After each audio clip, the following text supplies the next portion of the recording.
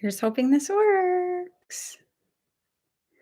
I didn't lie when I said I'd be coming looking terrible. Actually, I'm starting to get cold, so I'm gonna put my jacket on. How is everybody? I was so sad last week. I just ran out of time to do my live and I missed getting to talk to you guys. So I'm so glad this week. Hopefully, my hotspot will keep my internet capable of doing this. We have a T-Mobile hotspot and it has been awesome.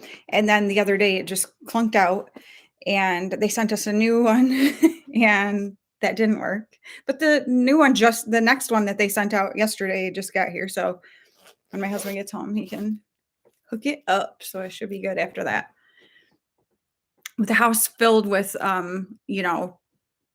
people who play, do gaming and different stuff, everybody's been like, the internet.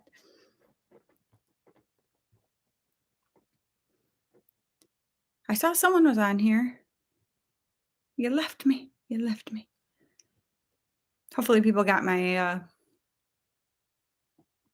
little notifications. Maybe my warning about what I was going to look like kept people from wanting to come. I was telling my friend Jenny last night, hey, hello. Thank you for the thumbs up. Whoever's in here. I was telling my friend Jenny last night that I wasn't going to be at Bible study this morning. I was just going to watch it from home. And with the way gas prices are and stuff, where I go, like our church is like half an hour away. That's like 30 miles, I guess, something like that. And hi, Myrna. Yay! I'm so glad you're here. I was just like, I don't have anything else I need to do in the city, whatever. So I was like, you know what? I'm not going to spend the money on gas to drive there, which my husband was like, it would be about $8. So it's not like that's a ton, but still, I'm like, if I had something else that I was going to do and stuff, then I would. And then Tuesdays are usually, I've gotten into a workout routine again, which I feel so much better. And my body hasn't really changed yet. Sunday was the start of the third week of this thing that I'm doing, but I just feel better, like doing something good for myself. And so Tuesdays, you work out 5 days a week and have 2 rest days, and you can pick whatever those are. So I've been having those be Tuesdays and Saturdays.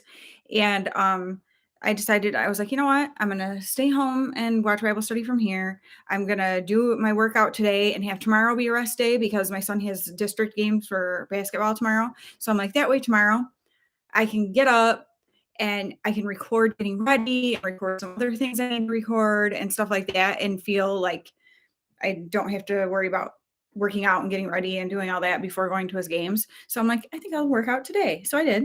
And that's why I look like this. But yeah, feels good to be back in a workout routine for sure. So definitely enjoying that. And then I was like, oh, well, I could go to Goodwill and stuff if I go, into the city and whatever. But I was like, you know what? The prices for at Goodwill and stuff have gone up so much. It's ridiculous. And if you've seen my Walmart clearance clothing hauls lately, I'm getting brand new sweaters and stuff for like $5. So why would I go to Goodwill and spend $6 for someone's old used sweater? I wouldn't. So I'm like, I don't even really want to go there. So I think a lot of it already kind of has been this way with my Thrifted Look for Less challenge things. A lot of them have come from Poshmark. I think I will continue to do it that way because I can be more picky and really look for stuff that I'm looking for and, whatever. So yeah, you pay shipping and stuff, but usually I do bundles and stuff like that. So Tish, hey Tish, she's in Adland. Well, thank you. Mia, hello. So glad you're here. And Kate, hello. Oh yes, beautiful. Sue, hi. Oh yay, everybody's coming in. I'm so hoping that my hotspot keeps, makes it so I can stay live. Thank you so much, Tish. I appreciate that. Oh, hello, Brandy. Oh, yay. I'm so glad, you guys. Today is my childhood best friend's birthday. She is also my doctor, so she's the one who, takes care of me for my thyroid stuff. Oh, what is wrong with your neck, Tish? Speaking of necks. Hi, Penny. Penny, there's a package on its way to you. My husband sent it out today. If he hasn't sent it out yet, it's going out today. Oh, Sue, I have no idea. I honestly I'm so dumb about stuff like that. My husband is the tech guy, and so I don't even pay any attention to anything tech related at all because I'm just like, he he does that. And my middle son is super techy too. Oh, no problem, Kate. Yes, definitely spend time with your husband. I'm so glad that you wanted to come on and spend some time with me, though. But yeah, my childhood best friend and doctor, today is her birthday. And so I had sent her a message last night, which I'll send her another thing today though too. But so I don't know. It just makes me I'm so thankful for her and how things worked out. Like God is so amazing the way he orchestrates things like that for her, and we kind of had lost touch. We've never like completely lost touch, but we just, weren't like actively talking to each other and stuff for quite a few years. And then when things started happening with my thyroid, she heard about it. And I knew she was a doctor, but I didn't know like what kind of doctor she was, like what she did. And then she contacted me and was like, "Oh my gosh, this is what I specialize in," like, whatever. And so she takes good care of me, and I'm so thankful. Muscular injury. So no herniated disc. Okay, good, good. Okay, so slowly healing. But so that's good news then, because a muscular injury can heal, right? So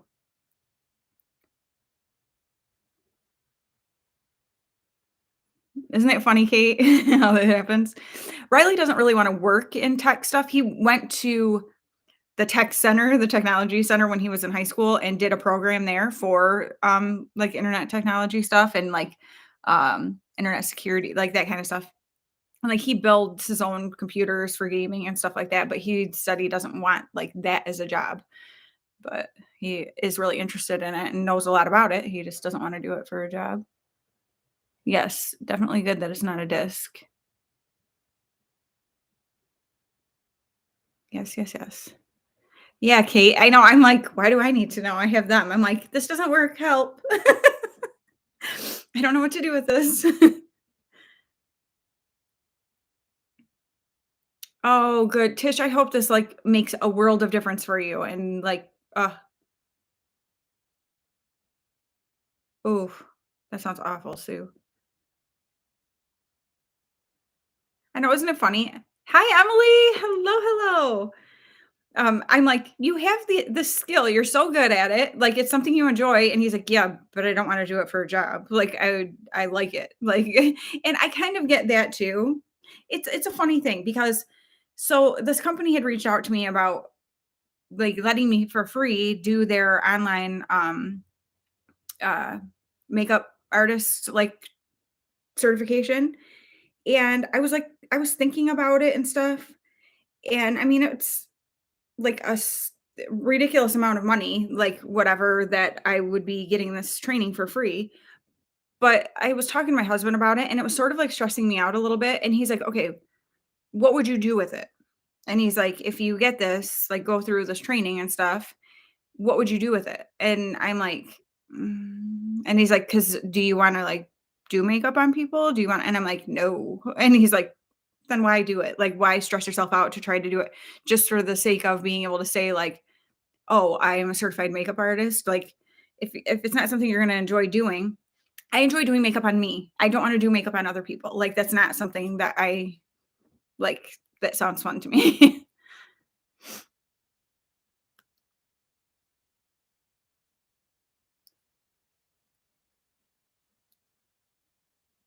Coca-Cola flavored Tic Tacs. I didn't even know they made those. Oh, I redid my nails yesterday. They're just a slight nod to St. Patrick's Day, so they're just green and gold. But I did like not a glittery gold. It's a more of like a shiny gold. Figured I'd show you guys. It's the only thing on me that looks decent right now. Coca-Cola flavored Tic Tacs. I'm not sure how I feel about that. You know those gummy cola bottles? You guys know what I'm talking about? My youngest son loves to get those. Bleh, like, the smell of them gags me. I cannot stand those things. Yeah. Oh, the Beatles one? Tish, is that what you're talking about? Because this is all Beatles polish. I love that. I have such good luck with it. And another company that had sent me stuff, and I did do a video, they did not do as well as the Beatles ones do. I never have a single problem with it. In fact, the ones I just took off were the ones that I did that matte gray and like the silver glitter on the accent finger or whatever. And I just took those off only because they were grown way out. My nails have been growing like crazy. And I do think it's because I've been using that like the collagen peptides in my coffee every morning, and I've been doing it now. Oh, I think I might have wrote it in my calendar. Let's look.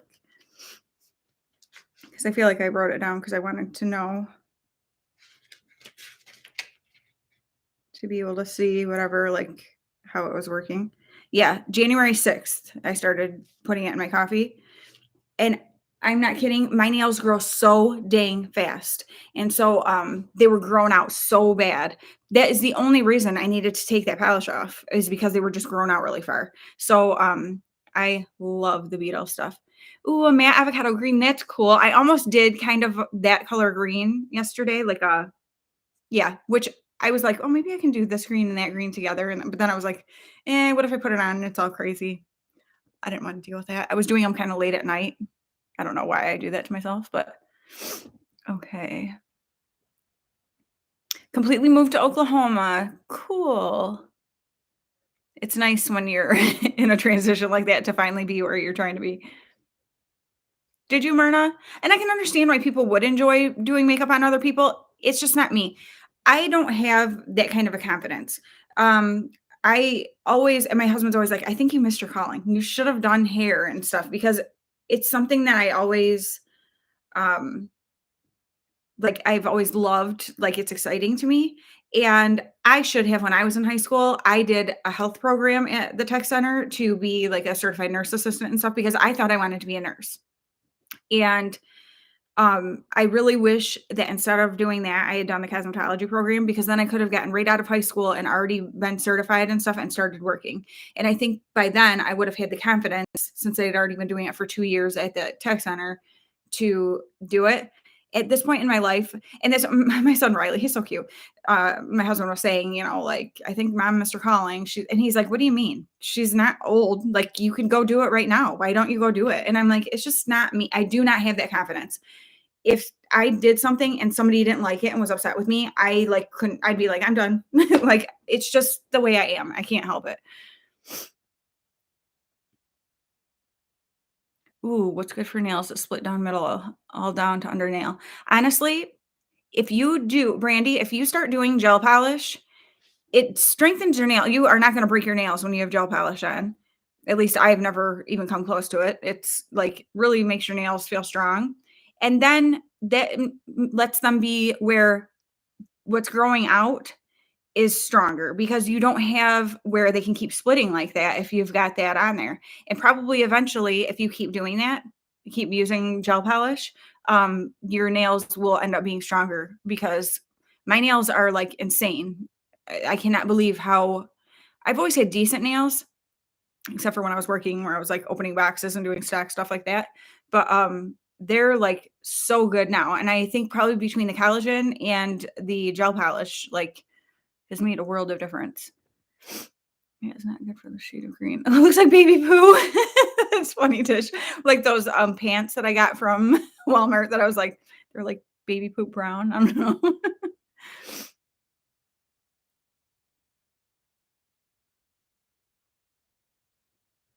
Oh my gosh, Kate, that is so funny, because my husband is the same way. I'm like, I always am like, wow, that is so nerdtastic of you, because he gets so into, like, everywhere we go, I'll see him looking around and I know what he's about to say. And he's like, oh, they've got however many access points and blah, blah. I'm like, you are such a nerd.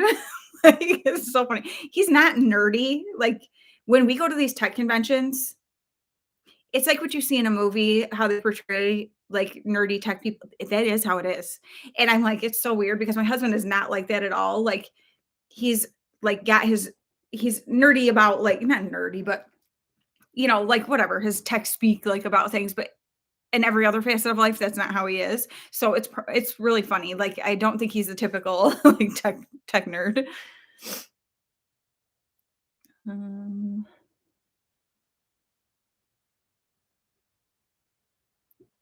yes, Kate. Like just because they know it, that's why I always say I'm like he knows it. Why do I need to know? Like weird.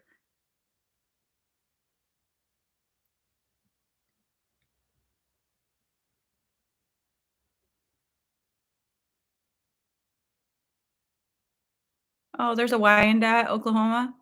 There's a Wyandotte, Michigan too. I'm sure it's like everywhere. Like every state has all the same dang things. Melissa, yay, hello. Look at this. Look at this. When I'm coming on here, like oh, that's what I was saying though. My friend Jenny, we were talking last night. She's like, oh, but you'll be looking beautiful for your live. I said, no, I don't think I will. I'm like, I think I'm going to work out and not worry about trying to hurry up and get ready before I go on the live. And she's like, good for you. That's real. I'm like, oh, I'm real. You're getting all sorts of real up in here. Oh, Sue. Yeah, I don't know about that. I mean, obviously, with having MS and stuff, things are different. So that must be why. 80 degrees one day, snow 2 days later. Oh my gosh. Coat and flip flops on standby. Sometimes Michigan is like that. We had, was it Sunday morning? It was like 60. And then by evening, it was like 30. And now we've been it's definitely beginning to be springtime in Michigan, so we're having that fluctuating of yeah, like today's a 36 with a chance of flurries, which I did see flurries earlier. Tomorrow's 43. By the middle of next week, it's supposed to be 50. But we're on Saturday, we're supposed to be 25. I mean, it's like all over the place. But I'm used to that.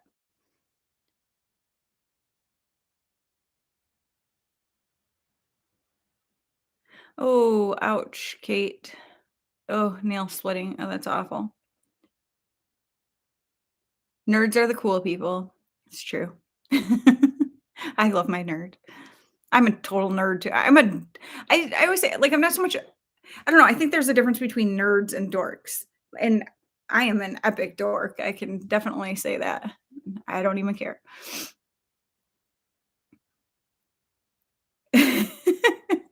Kate. Oh my gosh, Tish, I love that. Oh, well, thank you so much for being here, Kate. I love you. Enjoy the rest of your evening with your husband.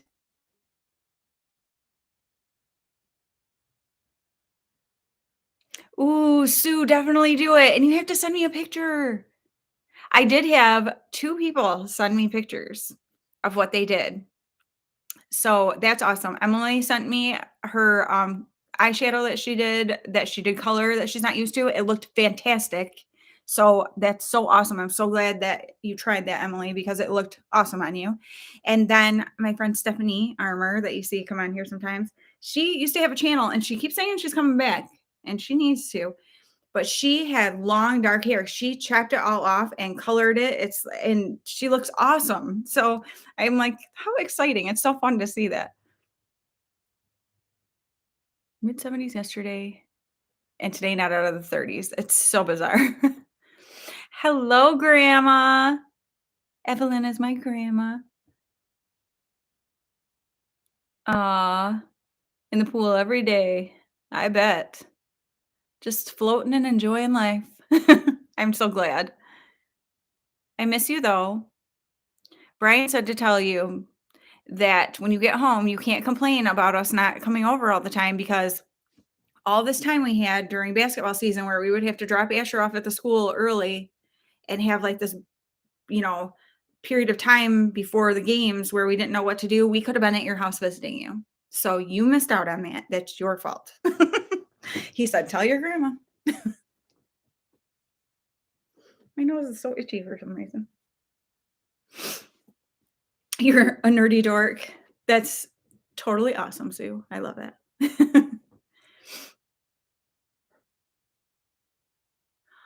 Oh, awesome, Mia. I bet that was adorable. Yay. I love that. Yeah, I've been like trying some different stuff. All matte eye looks, the center part in my hair, straight and curly. Um, yeah, so just trying some different. I've been trying out some winged. I'm gonna have the video up. There's probably gonna be quite a few videos coming up kind of right in a row because I had some things I was reviewing for companies and it's all falling at the same time. So there's probably gonna be quite a few videos coming up, over the next week or two. Um, but uh yeah, so you'll be seeing that. But one of them involves winged eyeliner. So that's something that I'm trying to be brave and do. And just, I don't know, just having fun trying different stuff. Like I can feel that I'm feeling like invigorated by getting back into working out again and stuff. When I'm doing something good for myself, like healthy, trying to better myself, I feel better about myself. Kind of goes hand in hand. And it does change everything for me. I am definitely somebody who my weight, like my body and stuff, directly impacts my confidence and happiness. It just does. And so when I do not take care of myself, it affects everything and makes me feel yucky about everything. And so now that I'm getting back into this and stuff, I'm like, feel a million times better. That's why I was like, I don't care if I'm coming on here looking like this because I got my workout done. So now I can, just feel good for the rest of the day. And I'm actually super enjoying. I think I might do. So Sunday I started week 3 and it's an 8-week, it's like a strength workout. So it's more about building muscle, but it's using like dumbbells and body weight and stuff like that. So it's not things that like you have to have, major equipment for or anything. And I definitely do best with strength type workouts. Building muscle like that is definitely how my body slims down. Cardio does absolutely nothing for me. It's a epic waste of time.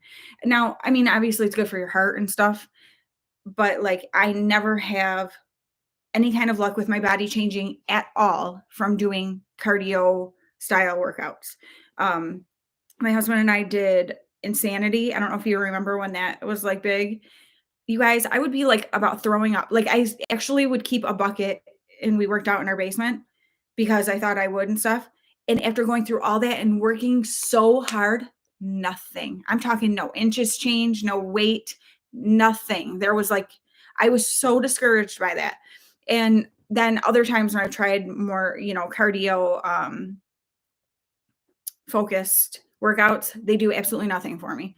And then when I've done strength building ones, that's when I see my body change and feel it change and my clothes fit different and stuff like that. So that's what I'm doing. And so I think when I get to the end of the 8 weeks, because I did take before pictures, and then I'm going to take, at 4 weeks, I'll take pictures, and then again at the 8 weeks. So if you guys are interested in that, I can show you like a video at the end that shows my progress through and tells you what the workout is because I've never loved workouts so much as I love this particular thing I'm doing.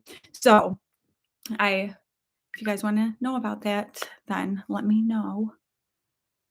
Yeah, resistance bands are great, Sue. And I've got some like booty bands. They actually Claire Barrera sent me because she got them in I don't know if it was FabFitFun or something, like some kind of subscription box she got them in.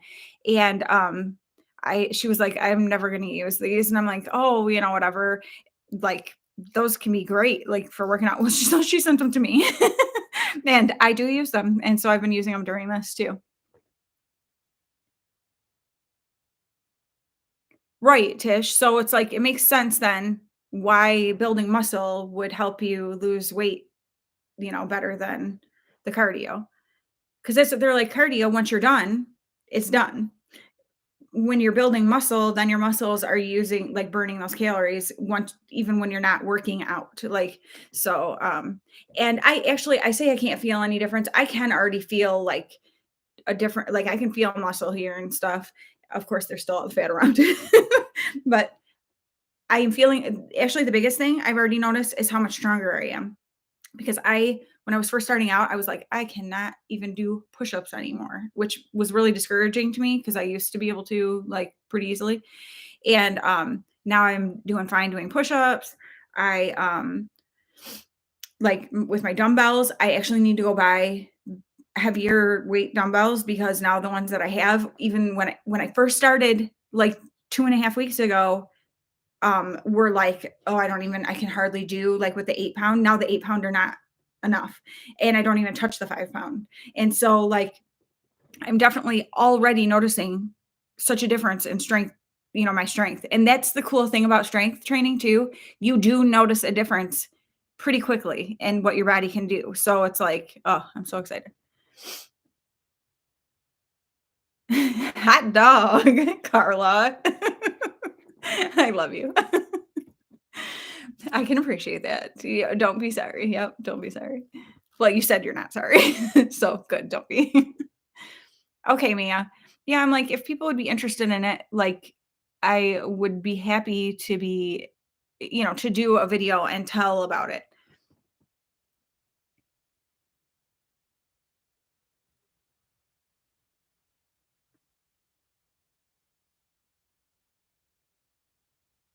Oh, Mel.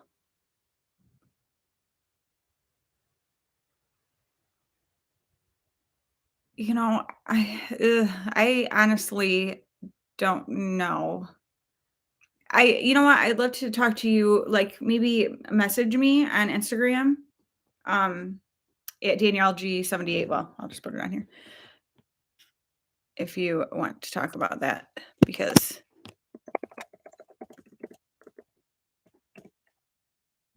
that's my Instagram.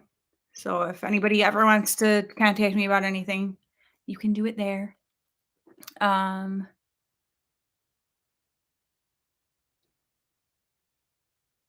let's see. Well, yeah, communication for sure. For sure. Absolutely. It's not an easy thing. I was just thinking today. So I'm super excited because I was like, okay, because I kept telling myself, well, when you lose 10 pounds, you can start inquiring about getting your tattoo. Okay. And then I was like, you know what? No, forget that. Like, I'm working out hard. I have no plans to stop. I'm actually loving it. And so I'm like, I'm going to go ahead and do I've been wanting this for a long time. And like, my birthday's April 12th. So it's coming up and stuff. And so I'm like, you know what? I'm going to do this for myself. This is something I want. So yesterday I contacted the tattoo artist that I want to do my tattoo. And he was like, yeah, send me, pictures of stuff that you want, give me like details and we'll get stuff rolling. So I'm so excited. I can't wait. And but so then last night I was laying in bed and I couldn't sleep. And I was thinking about like something. I have a small tattoo on my back that was the first tattoo I ever got, and it's like it doesn't mean anything to me. I don't like it. You only see it like when I'm wearing a bathing suit, but still, I just don't like it. And so I'd like to get it covered. And so I'm like, what do I want for that one? So I was kind of just thinking about things, and just thinking about how different things are in my life from when I got that tattoo to now. And because I must have been how old was I? Maybe like it was very early 20s. I might have been like 20. I think I want to say I was like 23 when I got it. And just so weird for me to think about my life then compared to now. And my oldest son is 23. And so I'm like, that's just so strange to me to like think about that and thinking about what my marriage was like and just all that kind of stuff. It's crazy how life can change so much. And thank God, and because of him, mine is so much better. My life is so much better than it used to be. Oh, how exciting, Penny. That would be so awesome. No problem, Mel. Oh, that's cool, Sue. Our family has a lot of April birthdays. Lots and lots of them. And my side, and so does my husband's side. So it's pretty funny. There's a lot of people born in April. Oh, Penny. Ugh. I just thinking about that like exhausts me. Oh, April 9th. Oh, you know what? I feel like I do remember that, Myrna. That we are super close, our birthdays.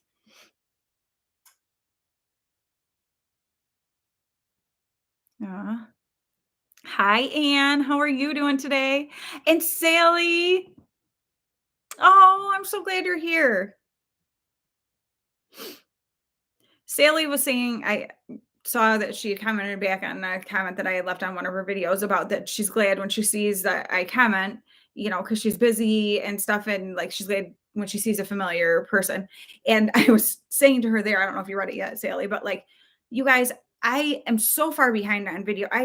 It's like I hardly ever can watch videos right when they first come out. But I try so hard to get around to I might not get to every single one of your videos, but dang, I try to make sure that I get on to your channels and watch things and comment when I can. So please know, even though sometimes you're probably like, awesome, that video came out 2 weeks ago. Thanks, Danielle. I love you guys and I still want to be supportive of you. And sometimes it just takes me a minute to get there. So just so you know.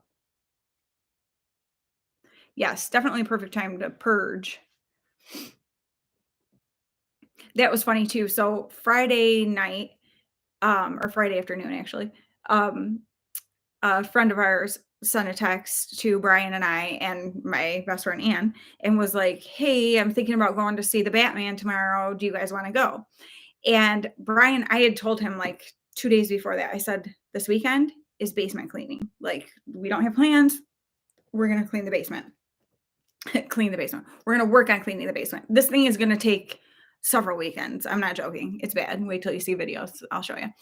Um, I know I've been talking about it and we just have not been getting to it.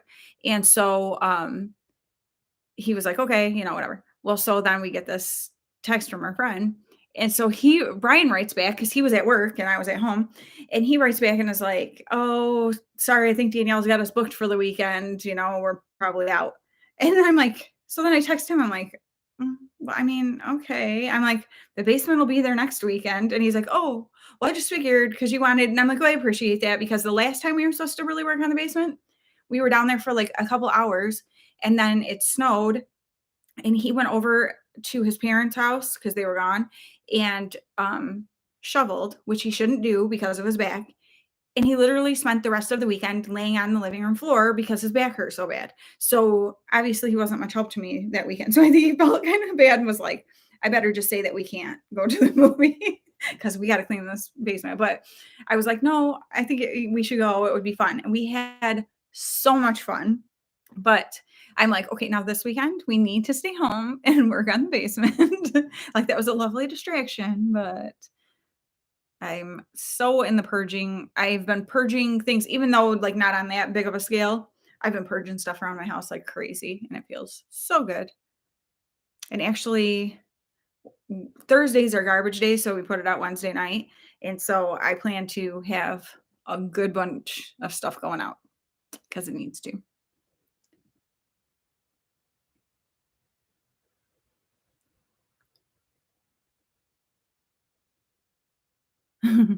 Penny. Stubborn, stand my ground. Oh my goodness, Sue. 19 times. That's exhausting to me. I know, Penny, isn't it crazy you realize how much stuff you have? And it's like, why do I have all this stuff? Like it just builds up. Hey, Jenny. Yay. I was just talking about you. I told you I was going to come on here looking like this, but I got my workout done and I'm feeling good. I'm going to do some more cleaning stuff when I get off here and just, oh, life is good. I feel like I'm getting stuff done that I want to and feeling better about myself. So that makes a huge difference. Definitely. How was Bible study today? I mean, obviously, I'm gonna watch it online. I haven't watched it yet, but like, how was our table? How was every were they there? Was everybody there today besides me?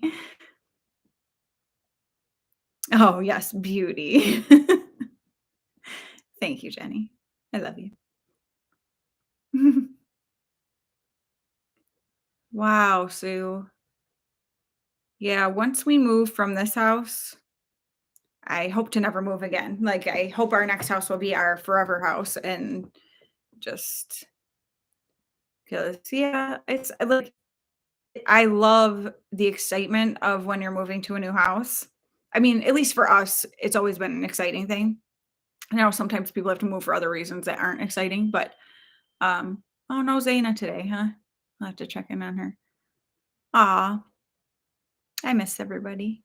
That's the one thing I was like about not going is that I'm like, oh, I don't get to see everybody, um, but yeah, it's always been exciting for us when we were moving like to a new house. And so even though it was exciting, it's a ton of work. It's exhausting. And so I definitely want like our next house to be the house that we stay at.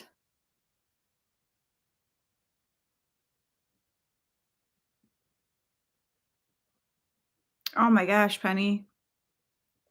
So many things like doesn't it seem like that's just the way things go though? It's like everything happens at one time.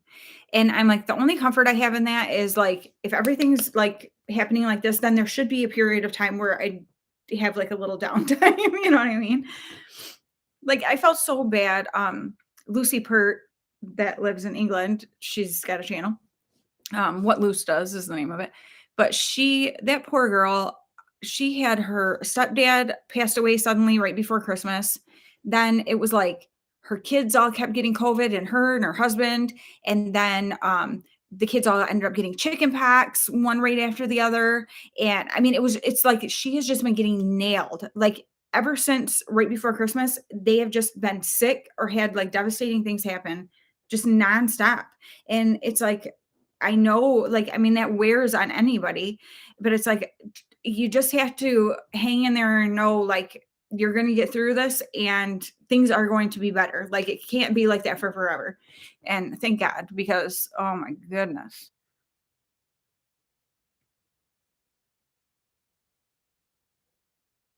Wow, Penny, that's awesome. Well, that's what my husband was saying. Yes, that's true, Sue. Um, he's like, well, I think we should work on some of these things around our current house. And, like what would we need to get done to make it more sellable, whatever. Or not sellable, it's sellable, but I mean like the most ideal, like what would make it the most attractive, like that would make you the most money when you're selling it, I guess is what I'm trying to say. Something along those lines. And whatever, because but right now, there is nothing out there. Like, I look all the time just for fun. I've always done that even when I'm not planning on moving, and, like, there is nothing out there right there, right now. Um, Basically, anything that would be in the price range that we'd be looking in is not as nice as the house I already have. So I'm like, "Why would I want that?" And so, however, we could sell this house for way more than what it would, you know, typically just because of the way the market is. But same thing, like, okay, the amount of money we'd get though, there's nothing out there that I would want to move into because I have very specific things. There's like some non-negotiables for my forever home. And so I'm like, I'm not willing to budge on them. Like if it's going to be my forever home, it's going to have what I want. So, but there's nothing out there right now. Oh, it's terrible. I mean, great if you're selling. Fantastic if you're selling.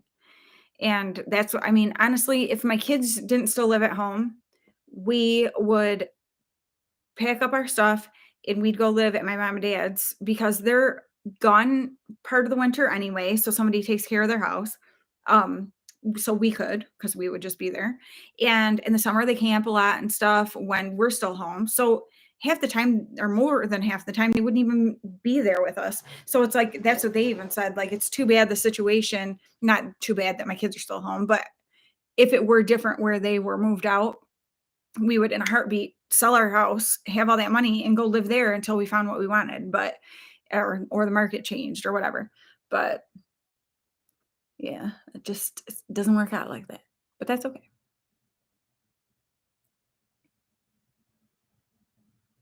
30 years. That's awesome, Sue.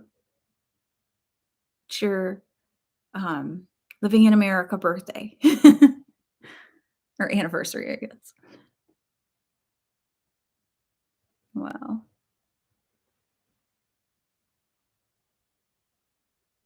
Oh, yeah, I did see well, I only saw the one win that Sue got from, from my Auntie Barbara Jean. You are officially Americanized, I agree. But, yeah, did you win something else that I didn't see too? I was so excited. I'm like, "Yay, I'm so glad Sue won that." I haven't entered any giveaways lately. Well, okay, so I had entered one on Kathleen, uh, what is my problem right now? Something in design. I can't think of what her channel is called at the moment. Anyway, entertaining and design. Pretty sure that's it. Anyway, and it was like before Valentine's Day. Well, like I was saying about how I get so behind on watching videos, by the time I got to sit down and watch, because sometimes I'll kind of binge watch. So you might notice that too on your channel. Like they'll be in the same day. I've commented on a few different videos because I kind of, when I get a chance to sit, I'll kind of binge people. And I saw that I had won her giveaway, but by the time I was seeing it, it was already too late and she went on to the next person, which was totally fine. I sent her a message on Instagram and I was like, thank you so much. I'm so excited that I won. However, understand that if you needed to go on to the next person, then she was like, oh, I did, whatever, but keep entering, whatever. And I was like, I'm very appreciative. So that's the thing too. It's like, I don't really like, and I mean, with my giveaways, I contact the person. For one thing, it keeps you from scammers because it's like, okay, I drew this person's name. I'm going to contact them directly instead of sometimes if you announce a name, people make up fake email addresses and everything, contact you and say, oh, it's me. I won your giveaway, blah, blah. It happened to me with a group giveaway for like $150 Amazon gift card that a scam person, which we were able to very quickly because we realized it really quickly, cancel it and whatever. But so it was ridiculous. But so I like to directly contact the person who won. And I do it before I even announce who the winner was typically.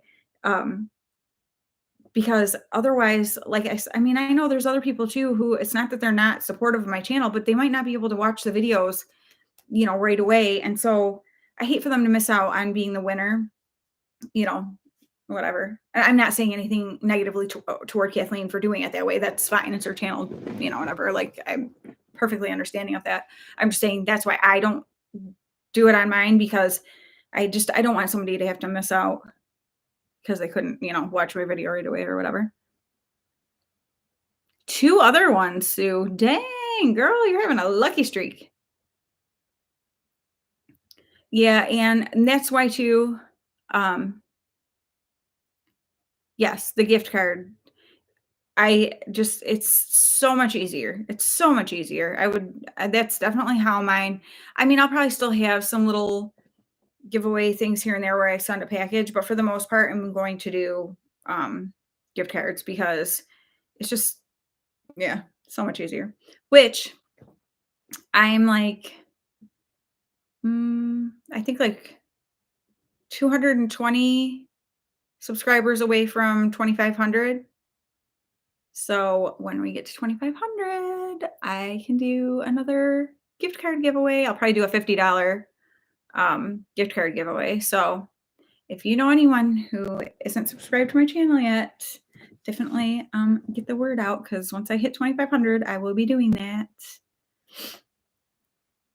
Because I love to do giveaways. I think it's super fun. And it is fun to be able to like pick stuff out to give away. But like Anne saying, and Anne's in Canada. So for her to ship out of the country or people to her, it's so expensive. It's ridiculous. And it's not even out of the country. It's ridiculous within our country how much shipping is right now. In fact, Brian was laughing. I said to him last night, I'm like, "Hey, will you send this package out for me tomorrow?" And he's like, "Yeah, it'll probably be about $75." I'm like, it is not. It's like not even heavy and stuff." He goes, "No, I know, but I'm being sarcastic, but like it's ridiculous how expensive stuff is."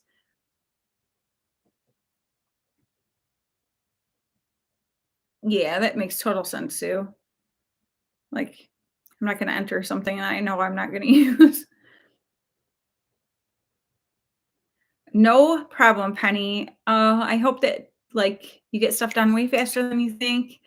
Girl, I'm sending you some, like, let it go vibes. Let it go so you can just pitch stuff and have, like, that weight off you when you move to the new place so that you don't have to deal with a bunch of stuff.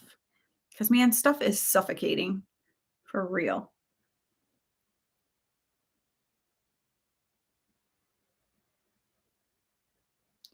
Carla, I can't figure out what makes my channel grow or not. Obviously, my channel is a very slow growing channel in the grand scheme of things since I've been on here for over 4 years. Um, I I don't know. I can't figure it out because there's channels that I watch sometimes that I'm like, this is so boring. Like that sounds terrible, but like the person's just very like monotone, has no personality, and like their channel is a lot bigger than mine. And I'm like, I don't get it. Like they don't even seem like they're interacting or you know what I mean? I have no idea what makes a channel grow or not. I'm like, that's why I just do it because I love it. And I have periods of time where it's like it doesn't grow at all. And then I'll have something happen and things will kind of pick up. For some reason, the Walmart clearance clothing hauls lately have been big for me. Big for me, I say, or I mean, like I get like 100 views on my video. You know what I mean? Like it's not there's nothing on my channel that's big. Like as far as watch time or, views or anything like that. But it's just I love it. Well, I was laughing. I told my husband, I go, "Yeah, my Walmart clearance clothing things, have been doing really well." And I'm like, "So I probably just need to keep shopping." And he's like, "Oh, yeah, I'm sure that's it." But that's something too, like I will not fall into the trap of. It does not make sense for me to go spend money that I don't have to spend for one, don't want to be spending just for my channel to grow. Like my channel does not make me money. Like, I mean, a minuscule amount of money. Like you have to build up to $100 in your AdSense account before it um like cashes out to you. And it usually takes me I usually get under $50 a month. So it usually takes me 3 months to get any type of a check, which then goes into, a bank account that I have that then my giveaway, like, gift cards will come out of and things like that, and otherwise, I'm letting it bank up. Probably I'll use some of it for, like, my tattoo and stuff, but, other than that, it's like this does not make me money. Like, I mean, it's not like I'm, like, making any kind of real income from this. So I'm surely not going to spend a ton of money to try to build up my subscribers. And some people might think that's wrong because they're like, well, you have to put money in to make money.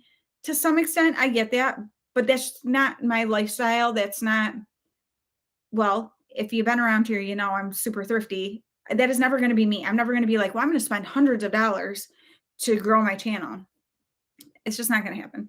So that's why I'm like, I can't be upset if my channel doesn't really grow fast or things like that because I mean, it's choices that you make. And some people never have to put money in for whatever reason they take off. I honestly have no idea what the secret is. Oh, thank you, Penny. Yeah, we're close to 2,500. I have you on a stool, so took you for a little ride. Hi, Sandra. Oh, yay. I haven't seen you in a while. How are you? Oh, Jenny. Jenny. She's just now taking down her snow decor.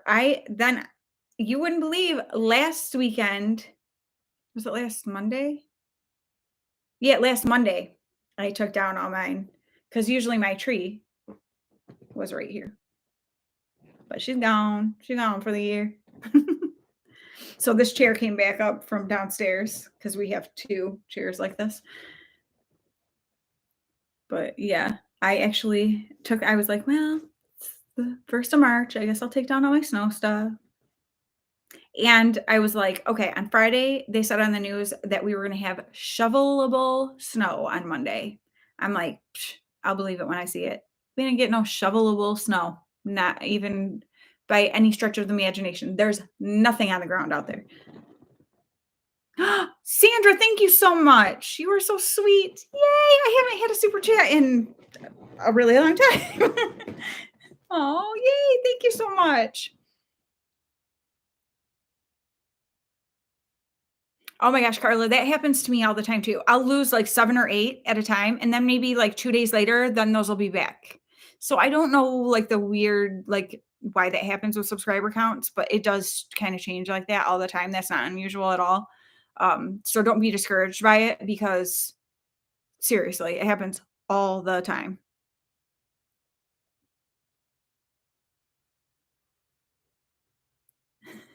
You're up to 78, Sue. You'll be at 100 subscribers for your invisible content in no time. Yeah, Myrna, I do not get how that it's I'm telling you, YouTube is a mystery. It's a mystery. How you become successful in it, I don't know. I don't know. Like maybe you have to know people. I don't know anybody. Cuz I do not understand it at all. You'll get there, Carla, don't worry. I mean, it took me it took over 2 years to get to 1,000 subscribers for me. So, I mean, it's just, you know, but I have fun doing it and it's funny too because it's like, you know, you hear like, oh, people want authenticity. They want people who are authentic and that they feel like they can relate to. I I do feel that that's true in a lot of facets. I mean, for the most part in life. But when it comes to things like YouTube and stuff, I don't think that's true in a lot of ways. I feel like people want that fantasy illusion of what you could be or something. Like these people who are like these mommy bloggers who have these or vloggers or whatever who have like these beautiful huge homes and oh their kids look so cute and they're always all put together and stuff. That is not reality. And I mean it's reality that they have a huge home. But I mean you see their kids when they're put together, you know what I mean, and you see them put together all the time. That's why I keep it real. This is me the majority of the time. um and while I think it depends on what type of an audience that you generate. I definitely feel like you guys are people who just appreciate like that we are like the same. Like we have this, we have struggles. We look like total crud sometimes. We're weird and dorky sometimes. I'm overly emotional. You know what I mean? Like, and I feel like we have like this mutual like appreciation of each other in that way. That's not what everybody's looking for when they're coming online. A lot of people want to escape from that reality of their lives and just see things that are like seemingly perfect or whatever. And so I think it's just a matter of like what people are looking for and to be realistic that I'm not going to be what everybody's looking for and that's fine. Like who cares? And so yeah, I don't know. And I do agree with that, Myrna, um the Walmart, it being accessible for most people. I do agree that that's probably a big draw. Do you have snow, Anne? I'll take rain too. Snow and rain. I'm happy if it's snowy or rainy. Oh, that's cool, Sandra. Yeah, for sure. 200 on you'll get to that with no problem. It's a lot of effort. Yeah, Myrna, I'm like, "Okay, we do not get." They keep talking about snow. We've those 2 big snowstorms we were supposed to have, total duds. Like, I'm like, "I don't even believe it anymore." We've had just junky winters for several years now, like, just not a lot of snow. It's just, meh. I need to move to the UP, Upper Peninsula of Michigan, in case you don't know.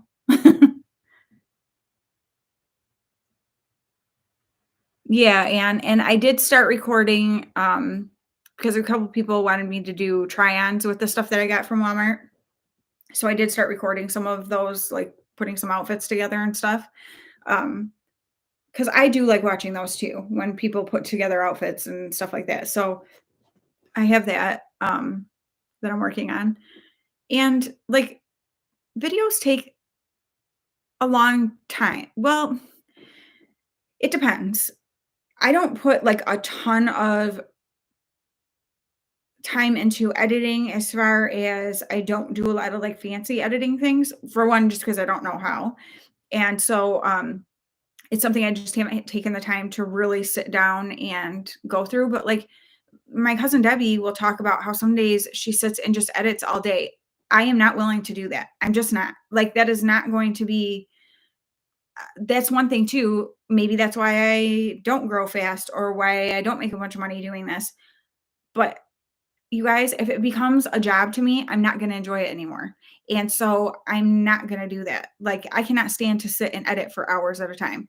So, my editing is fairly simple, but then at the same time, you have people who are like, "Well, I like when there aren't over edited videos." So, again, it's like people just like different things, and who knows, you know?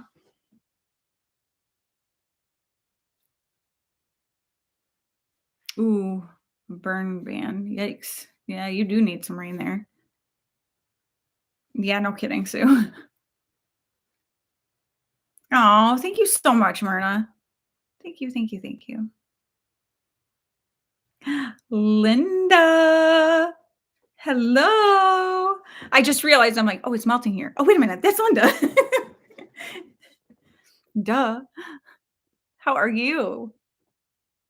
Oh, and that's the thing. Like, I have you guys who it's like I literally like light up. It makes me feel so happy when I see you come on here, and we chat in I love you too.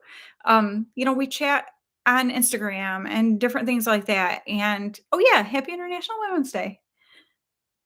Very true, Sue. And just I don't know, like I've said before, if you get too big, you it's hard to have those kind of relationships. And that's not what I want. Like I want to be able to actually know the people who are part of my channel because you guys are what makes my channel. Like, and I don't know. Aw, I'm so glad to hear you're doing better. Absolutely. Yeah, and okay, so honestly, Mia, I still record on my iPhone 11. Um, I started on like an iPhone 6S, I think. Um, so that's what my first videos and stuff are on. I'm never gonna buy a fancy camera because I don't need it. The cameras on the phones are great. I never have an issue with focus or anything like that, where a lot of times people who have fancy cameras have issues with focus. There's so many people who, when they're filming, I can hear their camera lens like as it's focusing and stuff. Like I never have to worry about that with the iPhone. So I don't see the point for me to ever buy a camera. Um, and I used to just do all my editing on my phone on iMovie. Well, then my husband got me what I'm recording on right now is he got me a MacBook Air for Christmas. And so now I started doing my videos on here because my phone kept filling up. So it was driving me nuts because I'd have to like record stuff and try to get it off before I could. It was just annoying. And so he got me this. So I just airdrop my videos and stuff over to the MacBook Air to be able to edit them. Still in iMovie, but it is different. It's a learning curve. And so at first it took me a really long time trying to figure out how to do the stuff. Now it doesn't take me as long, but it does take longer than just doing it on your phone. So I will say that. Um, but that's why too, I don't know how much I'd ever get into like major editing stuff, like with super like whatever effects because I don't want to sit all day and do that. Like I'd rather be recording something interesting than take all my time editing it. Do you know what I mean? But I also don't want to do like a million videos. Like I was saying right now, I'm going to have several coming out kind of right in a row because of some reviews, but I actually hate that. Like I don't want them to be all right together like that. It just kind of worked out that way. Um, but I get very overwhelmed when people are putting out videos constantly. And so I don't even want to do that. So I'm like, okay, like I want to just, record things that I actually want to record and that I'm excited about.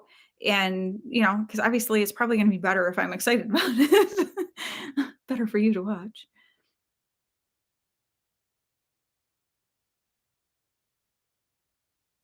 Yes, Myrna, I'm reading your comment about Sandra and um I just I say her company so bad. Uh is it Colores Cultura? Is that how you say it? She's on Instagram if somebody wants to put it on there. Absolutely beautiful. Sandra's company, I can attest to the products that I bought are amazing. And I gave them as gifts and everybody loves them. So yes, for sure.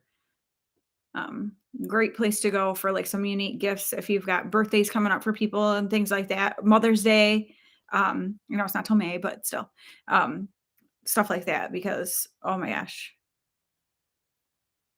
Yes, a fan base, not a fan base. I love that, Tish. Exactly, exactly, exactly.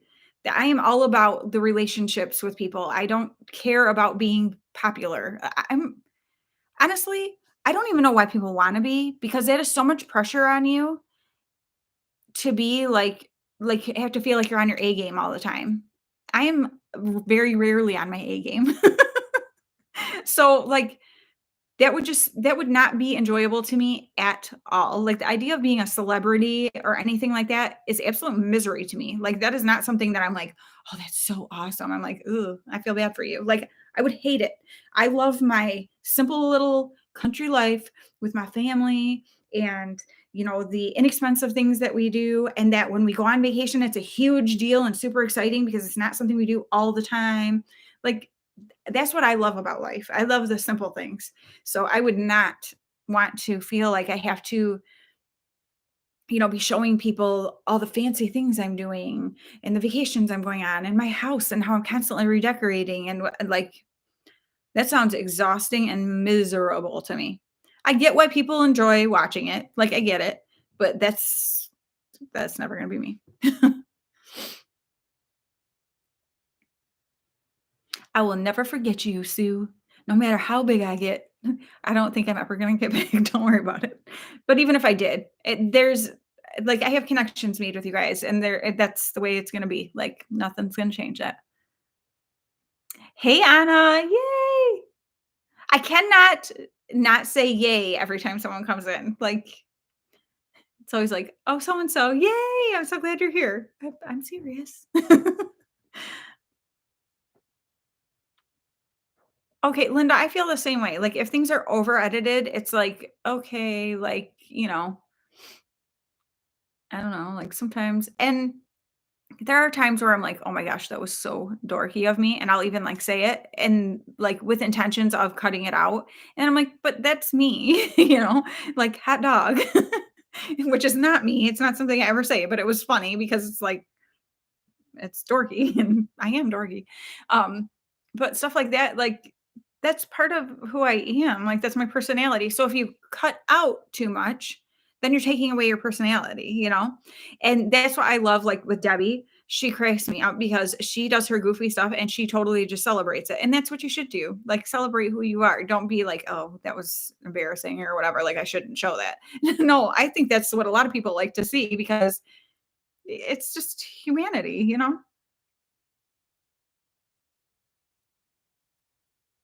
Oh, that's cool, Sue. Yeah, I love that.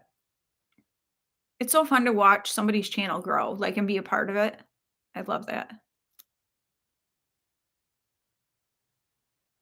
Yes, 41st wedding anniversary. That is amazing, Myrna. Congratulations.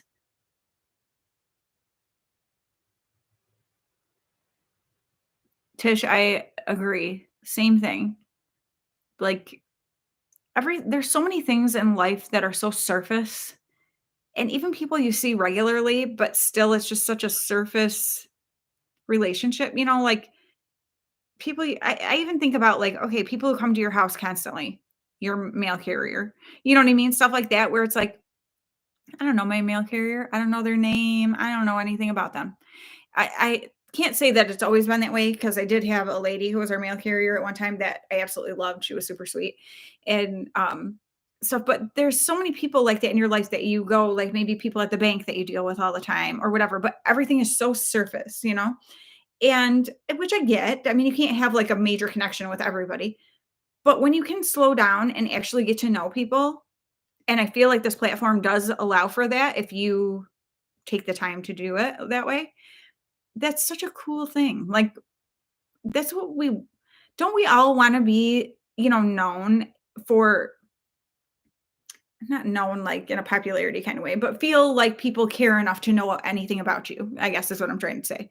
Like, that's when you feel love, is when people care enough to take the time to get to know you, and, you know, sometimes I feel like I have some family members who don't even wanna take that time. And so it's like, to be able to slow down and do that, I think is awesome. That's something that it really truly is my favorite thing about having a channel, without a doubt.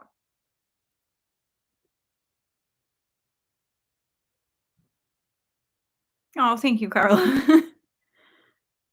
Yes, like, take the time to know who people are, know people's stories, know. Oh, thank you, Linda. You guys make me feel special. It's like we're all just trying to live this life and do the best that we can, and for people to just take a minute and get to know you, I think, yeah, it's the coolest thing. Exactly, Sue. That's what I'm saying. I don't know, I've never understood that. But I think too, like, I mean, I didn't grow up that way. My parents were not like, we have to have this better than these people and whatever. And I do have some family members like that who are very big on appearance. That was never the way we were brought up. And I know I've mentioned before, like, when I was going into middle or maybe high school, my dad had started making a lot more money and we didn't even know it because it's not like it was like, oh, well, we're going to go out and buy a big fancy house, or we're going to get all these cars, or you know what I mean? I mean, we still drove cars that weren't that fantastic or anything, but, like, because that's not what it's about. And once you start putting up those, like, appearances like that, there's a lot of pressure to keep up with that. And that's not what life is about. And that's miserable. And my husband and I both, it was like we both knew we never wanted it to be where it's like we're both working constantly to have these big fancy things. And that way, like, ooh, the only time we really get to spend with each other is when we do go on vacations and stuff, because otherwise we're so busy with work and stuff. We never wanted that. We wanted me to be home raising our kids. So stuff like that where it's like, it's just, I don't care about the appearance, stuff like that. I care about, like, making myself look nice and stuff like that, but, like, I want people to see me. You like me or you don't. Like, that's kinda how life works, and it doesn't really say anything negatively about somebody. Some people just don't click. I mean, we all have people like that in life. There's some people that, like, you might like, there's just something about them that, like, it's like, you just don't jive with them, and you don't necessarily even know why, but you just kinda don't. That's okay. Like, you can still love and appreciate people and not necessarily wanna hang out with them, you know? I think we've all got those people in our lives and stuff, and it's like, just to celebrate people's differences, and that you might love something that I'm like, are you nuts? Who cares? You know what I mean? Like, that's the beauty of people, like, and the differences that we have. I think it's so fun.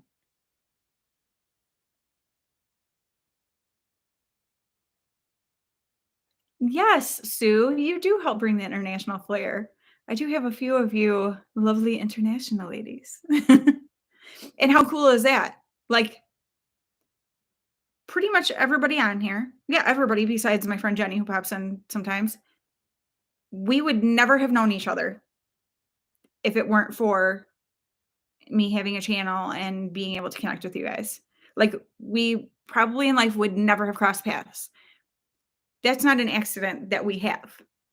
Like, I fully believe God can use anything. You can take anything and use it for good and for his glory or for your own personal, gain. And this is never going to be for my personal gain. I'm sure there are people who don't stick around my channel because I do talk about my faith and how I love Jesus. That's never going to change. Like, that does not matter to me at all. I'm just going to stay true to who I am and who's given me everything that I have to be joyful about. And if other people don't like that, that's okay. Like, that's their, choice, their journey to go through in life. And so that's what I think is so fun too, because I know there are people on here that your faith is not the same as mine, but you still can love and appreciate me just like I can love and appreciate you.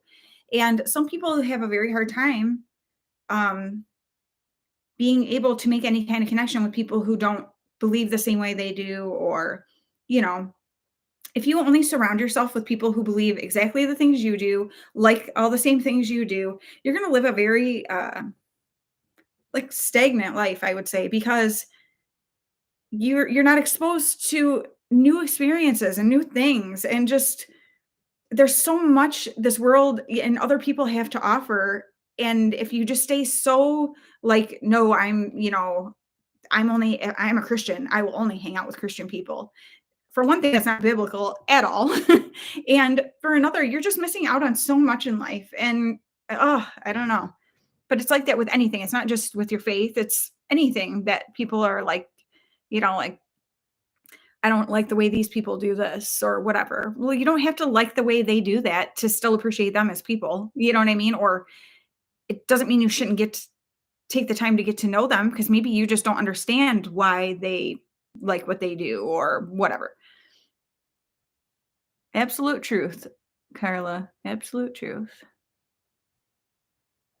And that's I'm so thankful.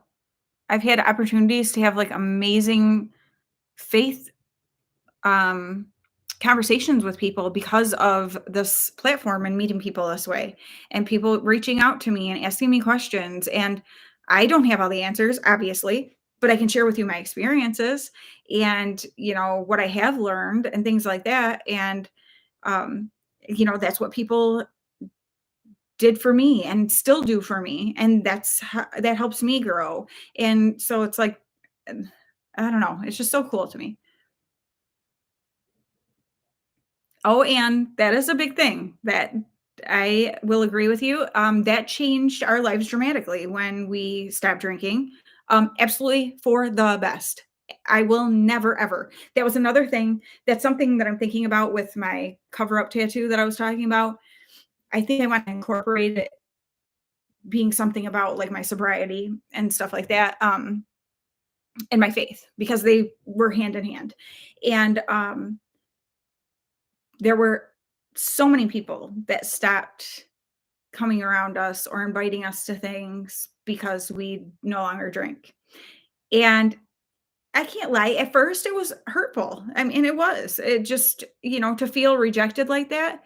But then when I realized what people were actually rejecting, I'm like, they're not rejecting me.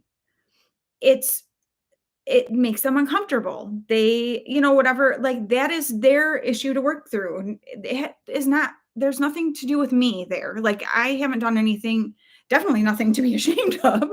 And so that was a big change. But that was something I also was thinking about last night as I'm laying in bed thinking about tattoos. And just thinking about things that represent me, and having that.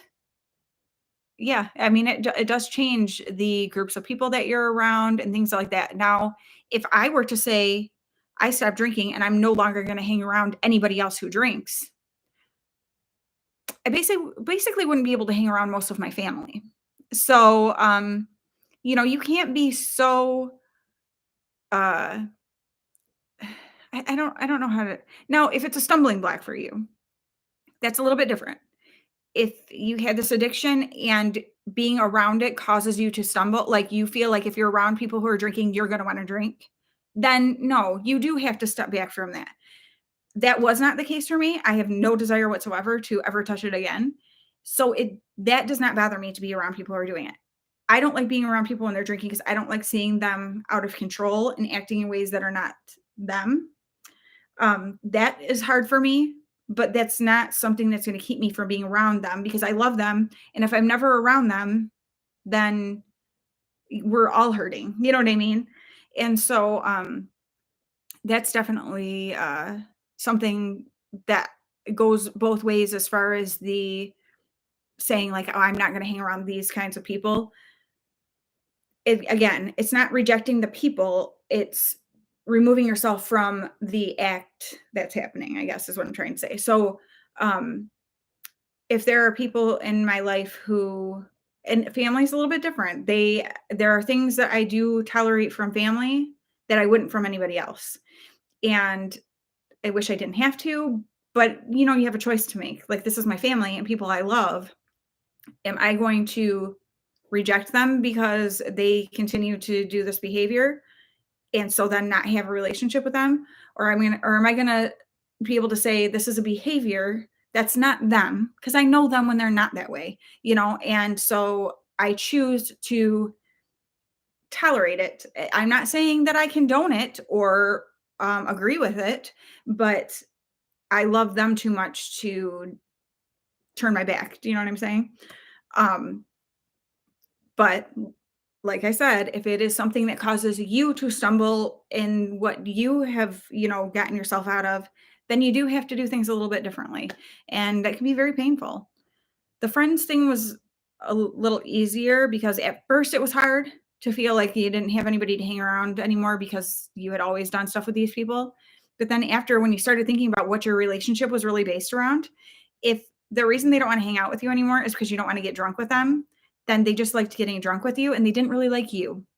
And do I want to hang out with somebody that I know doesn't really appreciate me? They just wanted to be drunk with me. Why in the world would I want to do that? So initially hard, but then as time went on, it became very easy to see that it was actually a good thing to not be around certain people anymore.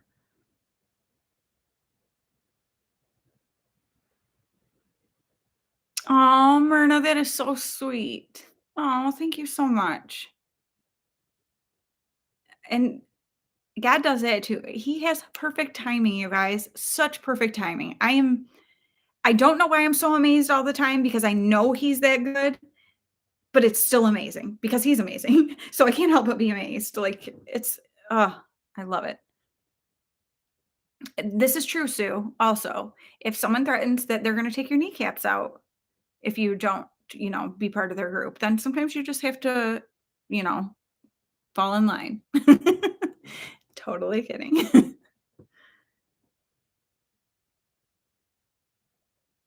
Aw, and that's amazing. And that's me too. I'm like, at first people were like, "Oh, well, they don't drink anymore. So, oh, you're judging because we're drinking." I'm like, I don't care that you're drinking. Like, I do have a problem with alcohol just because it's abused so much. I don't have a problem with people having a couple beers or a couple glasses of wine or something, but still being them. When it starts to change your personality, that's when I have a problem. When you are not fully aware of what you're doing and in control, that's when I have a problem. Those are the things about alcohol that bother me. Um, so for me, I don't care that people go to a winery and have some wine or have wine with dinner or whatever it is. When you drink to get drunk, that's a totally different thing. That's not okay anymore because it's changing you. It's making you act in ways that are not typically you. You are not in control. The Bible does talk a lot about being of sound mind and aware, and you are not if you're doing that. And it's not just alcohol; it's any kind of drug type thing, anything that's altering, your consciousness, not conscience, well, it can alter that too, but, um, that's where the problem comes in. It's abuse of it is basically the situation. It's not the alcohol itself, it's the abuse of it.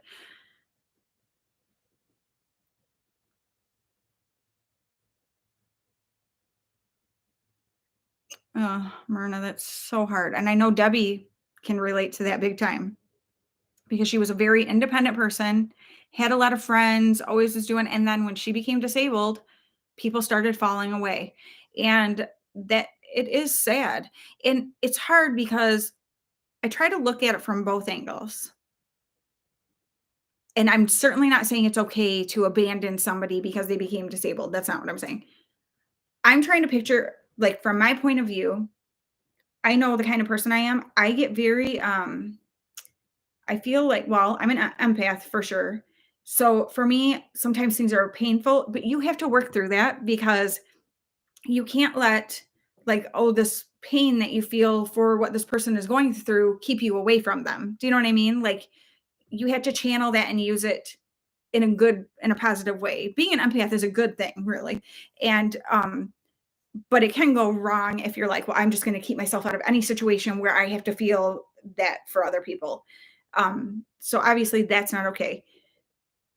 But I think a lot of us fall into that, like, we don't know what to say, we don't know what to do, we feel awkward about it. And so, like, it's easier to just kind of step back than to, but there's so much value in forcing through that awkward, uncomfortable stage to get to where, like, you should be.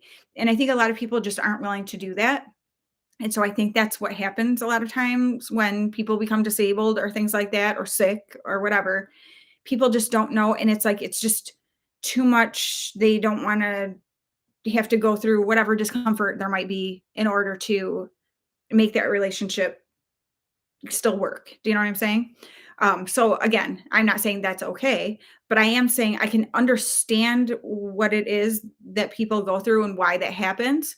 But people need to definitely be able to push through that and be able to really think about, if this was me and I now was unable to leave my house and go do the things that I always used to be able to do, what would I want? Like, I would want to know that people still want to be around me and want to take time to be with me.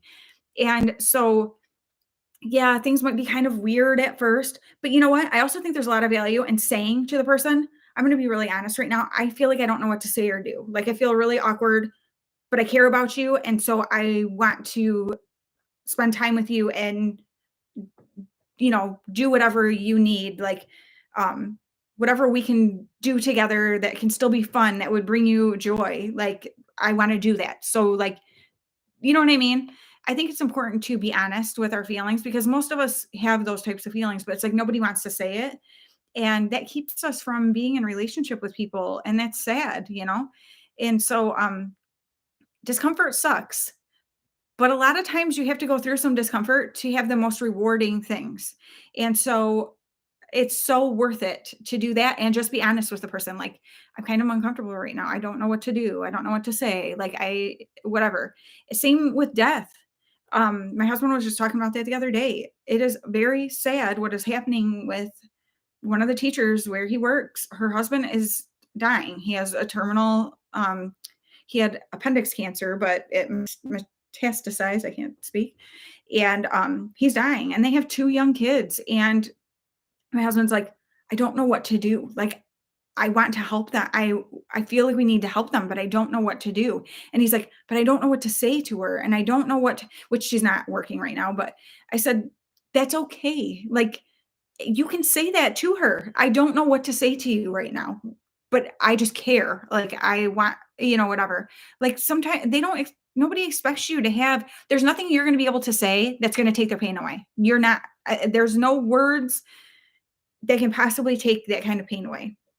But just knowing that people care and are there speaks volumes. And your honesty about it, how you're feeling, probably is kind of comforting to them as well. Because guess what? They don't know what to say either. They don't know what to, you know what I mean? Like, nobody expects to have to go through these kinds of things. or even things that you do expect with some death that you know is coming or things like that, with elderly people, it still doesn't make it not, um, like feel hard to deal with. We weren't supposed to die. That was not part of God's plan. So it is awkward and horrible. And that's okay to say. Like, you can't act like, especially even, people who are Christians, and I have the hope of heaven. I am not afraid to die. Am I afraid of the thought of how I might die and what it might feel like, whatever? Of course, because that's so foreign and not something that any of us wants to feel. But to act like, well, you shouldn't be afraid of it because you're a Christian and you know the hope that you have. Death was not part of God's plan. So we are not supposed to just be, fully comfortable with it. You know what I'm saying? Like, I'm not afraid to die because I know where I'm going after. That doesn't mean that I'm not still like apprehensive about how it's going to happen and what, do you know what I'm saying? I am rambling. I am rambling. I just went off on a tangent, you guys, but I guess you're used to that. Speak it, sister. Oh, that's amazing, Carla. Congratulations. That's so awesome. Debbie is a scary influence for sure. No. Yep. Sue, that's totally like,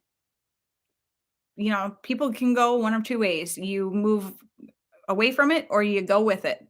In my family, I kind of went with because it's very prevalent in my family. Um, do I think I had a bigger problem than most people in my family? Yes and no. Yes, in the fact that I was drunk during the week at home with my children. No, in the fact that many of them abuse alcohol but don't view it that way. And I wasn't viewing it that way either. So, yeah, it's definitely a family issue on both sides of my family. Not my husband's family, like my mom's side of the family and my dad's. Aw, Myrna, that makes me so happy. I can be very distracting. Usually that's not necessarily considered a positive thing, but I am gonna go with, like, I can be very distracting, and it's very helpful for some people.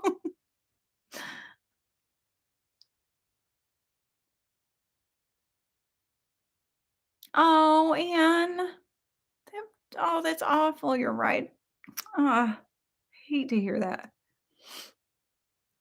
Sue, I talk too much, and I'm not lonely.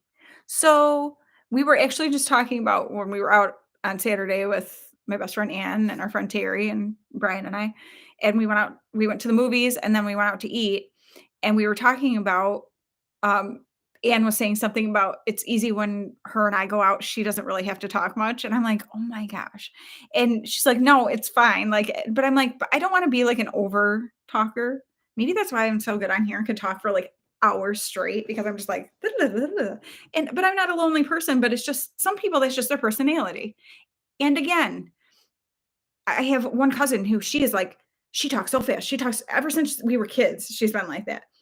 That's her personality. Like, and I hate when people point things out about people's personalities and act like it's a negative thing. People are who they are because God made them that way. Obviously, there's things that I'm not saying like, "Oh, you're a jerk to people." Well, God made you that way. No, he didn't. That's not what I mean. But I'm saying about like personality traits like that, like talking a lot or um, being somebody who is very, some people feel a little bit overbearing sometimes, but it's not coming from a negative place.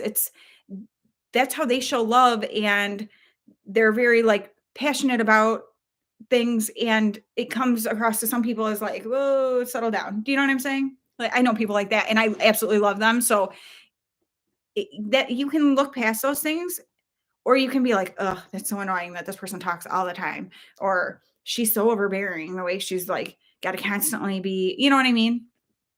Stuff like that. Like just, I don't know. Like people should be able to see past those are like surface kind of things, you know?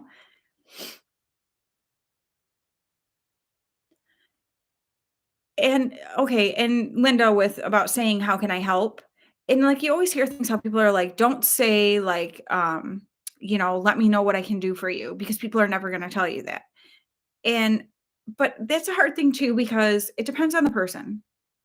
My husband and I were just talking about this too. Um, the idea of, like, meal train kind of things, okay? I think it's awesome. Like, I totally understand this is something these people don't have to think about. The food is provided for them and their family, and it's not like time that has to be spent cooking or anything like that, grocery shopping, blah, blah. I think that's amazing. However, for me, God forbid I'm ever in a situation where I would need this, but if I were, I would want the food to all be taken to one person, like somebody from my family, like say my sister or something, and she brings it over instead of people coming and bringing stuff each day. Because I would be very overwhelmed with there being people constantly coming to my house. Not because I'm unappreciative or ungrateful, it would just be very overwhelming to me. And, so stuff like that, that stuff that my husband and I were talking about because I'm like, it's so hard because you want to be helpful, but sometimes help in certain situations, the way it's done can be a little bit overwhelming. And, so I think that too is kind of maybe something that we need to be able to say, don't be afraid to say you don't want this or you would like for it to be done a certain way. If we care enough and want to help the person enough, we should be good with being sensitive to what their needs are at this time.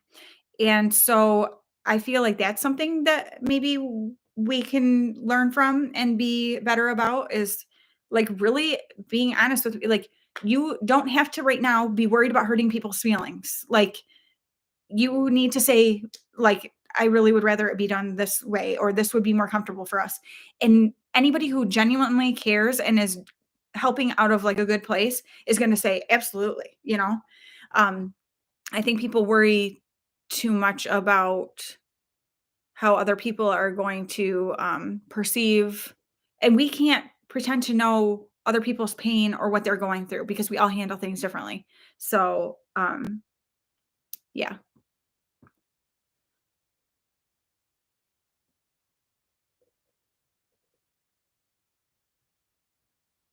Oh, Carla, that is so sad.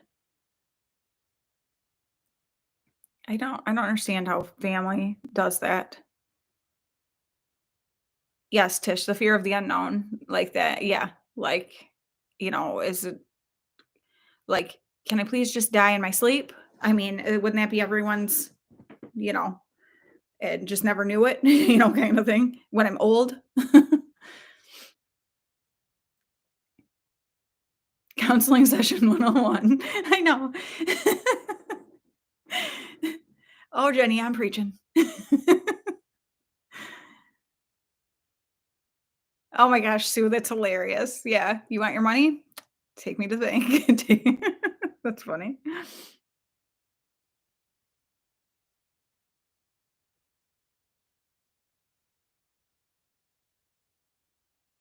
Aw. Man, that's hard. It's hard that there's places where there's no public transportation because we live out in the country. However, there's something called the smart bus, and you can call and they'll come out to different places and come and get you and take you to the grocery store or doctors or whatever. There's also like the Council on Aging will go and pick people up from places and take them for appointments and things like that. So those are amazing organizations. I'm so glad things like that exist because yeah, when you don't live somewhere where there's taxis or a busing system like, whatever, public transit stuff like that, to have those organizations that do that kind of stuff is huge.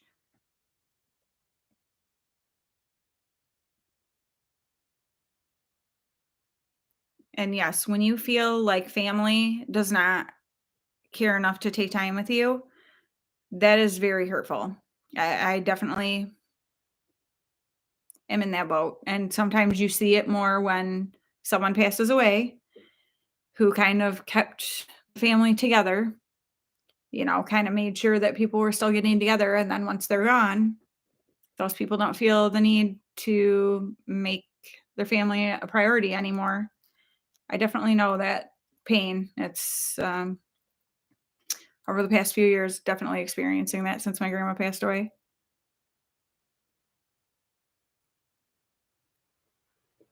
Yep, get your vitamin D. Make sure you're taking good care of yourself. Drink lots of water. Oh, Carla, that makes me sad too because you can understand how that happens. It's like, and I think sometimes people get a hard heart, or I think a lot of times, as a defense mechanism because it's like, I don't want to allow anybody to hurt me like that anymore. So I'm just going to have like this front of like, I don't, whatever. And it's like, it's so sad that family causes that pain to each other. Like, I feel like that kind of stuff has to grieve God's heart so much to see. I mean, anybody, any of his children, not be loving to each other, but especially in that family unit that should be close and, um, you know, be each other's biggest advocates and, um, you know, people who love you the most. And to see that breakdown in families, I think, ugh, it's awful.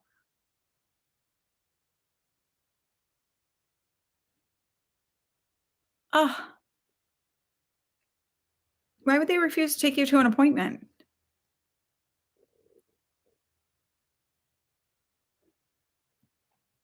Oh yeah, and the cost for, and that's the thing. A lot of these things, well, counsel and aging, I don't think you pay for.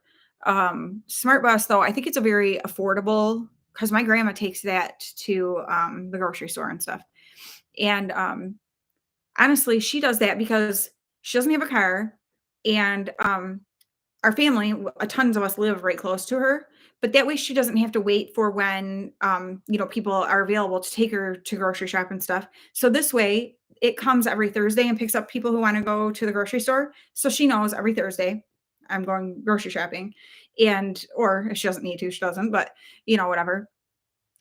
So that makes it nice for her too, and also gives her more of that independence for stuff because then she doesn't have to wait to rely on when other people might be able to take her. Oh, Linda. Aw, I love you. Thank you so much. You're amazing. Go treat yourself to a chocolate shake. Shamrock shakes. It's shamrock shake season. My husband was just saying that the other day. I'm like, uh-oh. I might have to go get myself one. Thank you so much. That's so sweet. Aw. Take care of yourself. Keep in contact with me. Oh, yeah, Carla, and that's a big part of it too. Your kids see you hurting, and it makes them angry that somebody is causing you that pain. And I mean, thank God that our kids care about us that much, but it's an unfair burden that has to be put on them because of these people's decisions. And it's really upsetting when it's adults, who are being this way and making these decisions that are causing kids to feel this way. Sue, why do your kids live in a different state? I mean, if you don't mind me asking, you don't have to answer if you don't want to.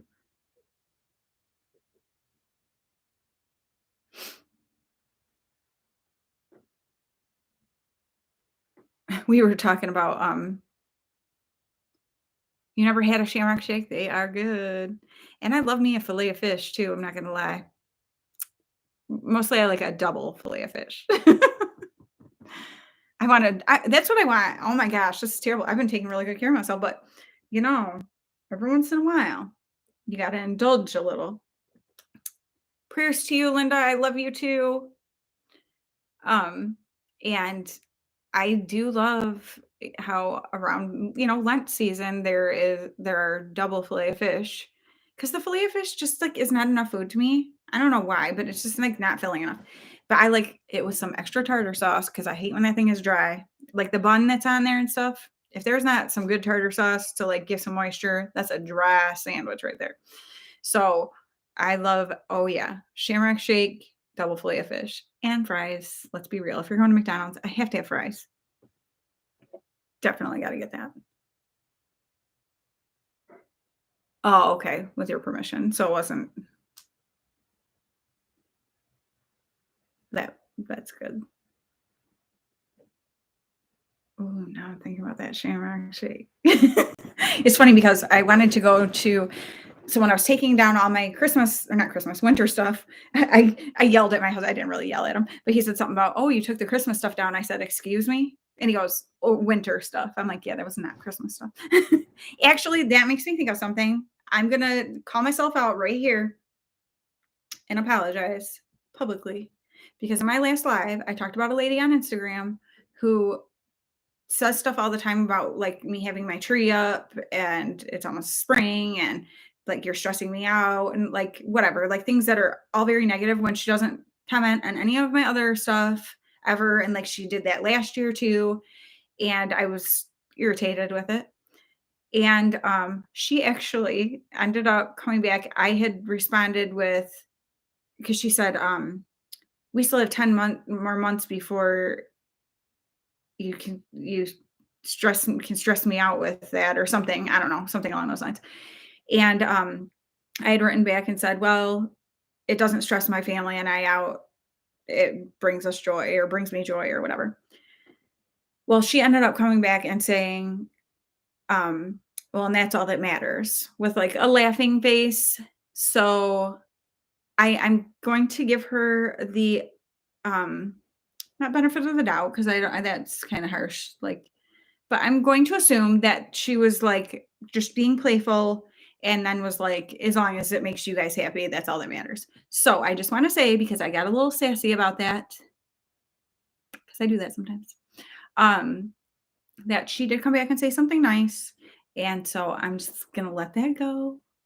I forgive her for if she had been being snotty. And I'm mad at myself that I allowed it to make me be sassy like that. So that's all I'm going to say. But I did want to publicly say that she did come back and say something nice. And so I didn't want to just leave it hanging like this woman was, ticking me off online.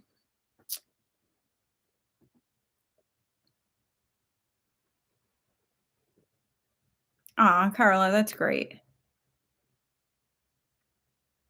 I think another really good thing too, this is something that we were talking about, like my husband's parents. They used to have like my mother-in-law was a bus driver for years. So she had a lot of friend bus drivers and stuff, and they with their spouses and stuff, they would all camp together and stuff in the summers. Well, then after she retired, they still kept doing it for a couple years, but then one of the ladies who was big on orchestrating it passed away suddenly, and things just kind of ended up like it fell away where they weren't doing it anymore. And it kind of got to a point then where they weren't really doing anything with other people.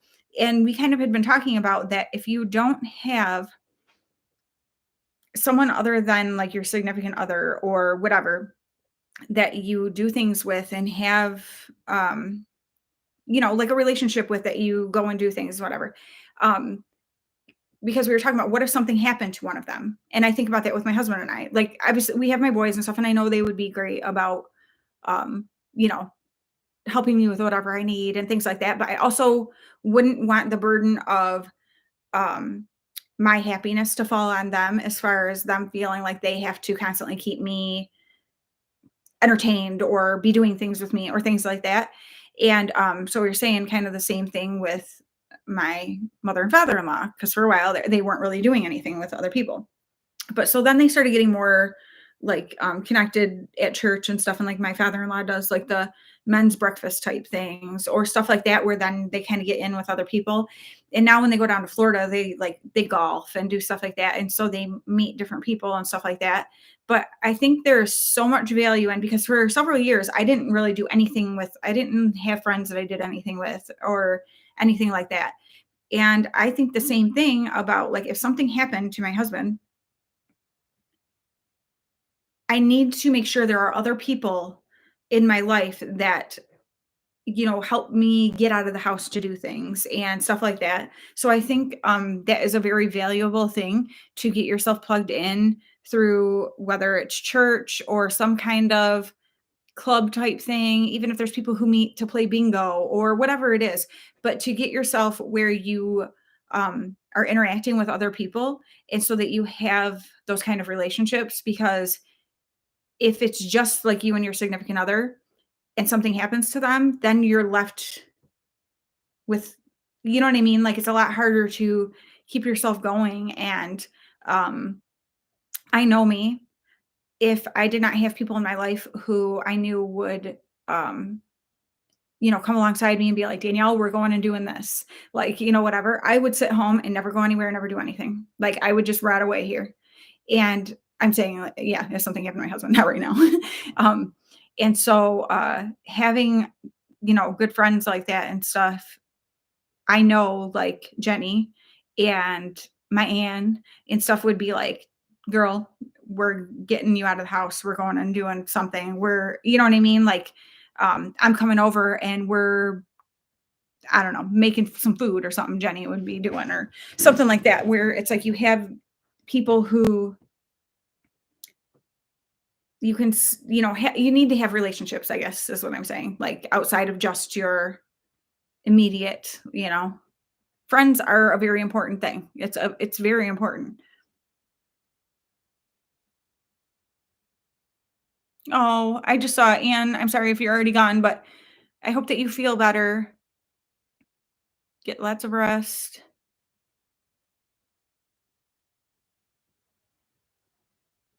Ooh, Sue, yikes. That always makes me think of, because I know people who do like rental properties and stuff. And gosh, that would be so hard. Like, if you have renters that come in and destroy something and then don't have money to, for you to get from them. Like, that sounds like a nightmare.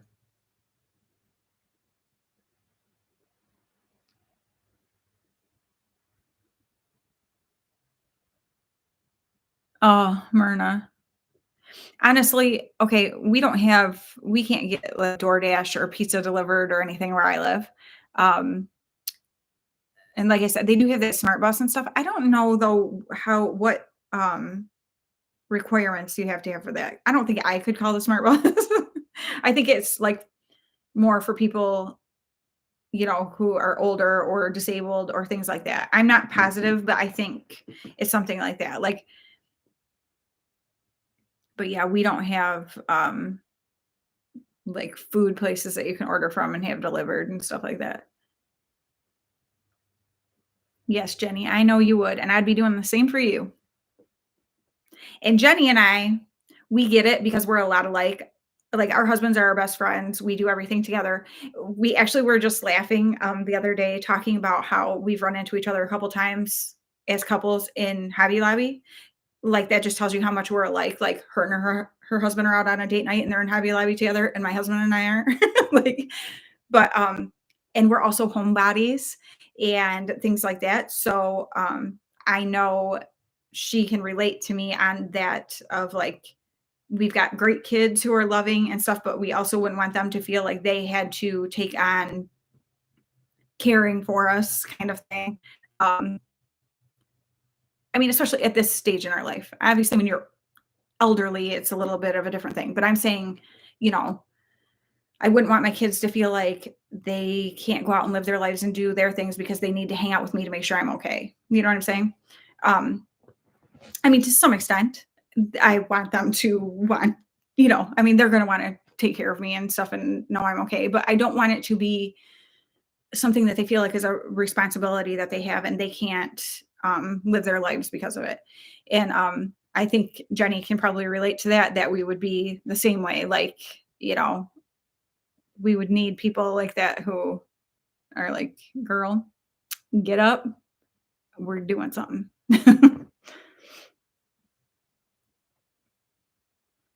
Yeah, totally true, Sue. I'm always amazed, and that's sad that you don't have transportation to church. It seems like there should be something. There's no organizations around you that I feel like there should be. Um, it's always so strange to me when you hear people live somewhere and they don't have a car. I'm like, how do you not have a car? Like, but not thinking about here, you could literally do nothing if you didn't have a car. Like we have to be able to get things because they're too far away. Like where I live, especially. Like I can't just walk. I could walk to a truck stop or a Dollar General. I mean, it'd be a hike. It'd be like a mile to a couple miles. But there's nothing out here really to get to if you don't have a car.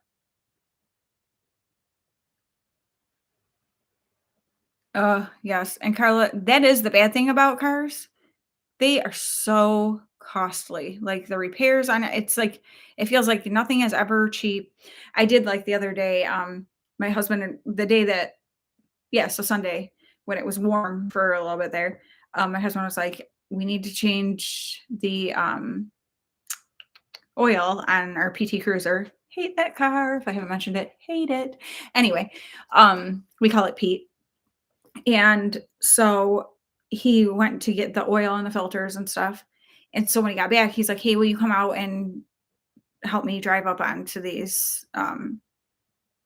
ramps?" Like, but they're like homemade ones, like with wood that okay, I'm sorry, stuff like that freaks me out. I'm like, "You're gonna lay under there?" And he's like, "Well, yeah, you have to." And I'm like, "No." And he's like, "Danielle." He's like, "The car's not going anywhere." He calls me worst case scenario girl. It's true. Because in my mind, that car is falling and crushing him. Like, I cannot. He goes, "Just don't come out here." And I'm like, well, duh. Like, but I'm like, somebody better. Well, so he had my youngest son go out because he's like, I'm going to show him how to change the oil, have him do it. His other boys have done it and stuff with their cars with him. And so he Asher went out and whatever to change the oil and stuff, which I'm glad because I don't know how to do any of that kind of stuff. I should have him show me. But I'd be laying under there going, I'm gonna die, I'm gonna die, the car's gonna follow me, I'm gonna die. But stuff like that freaks me out.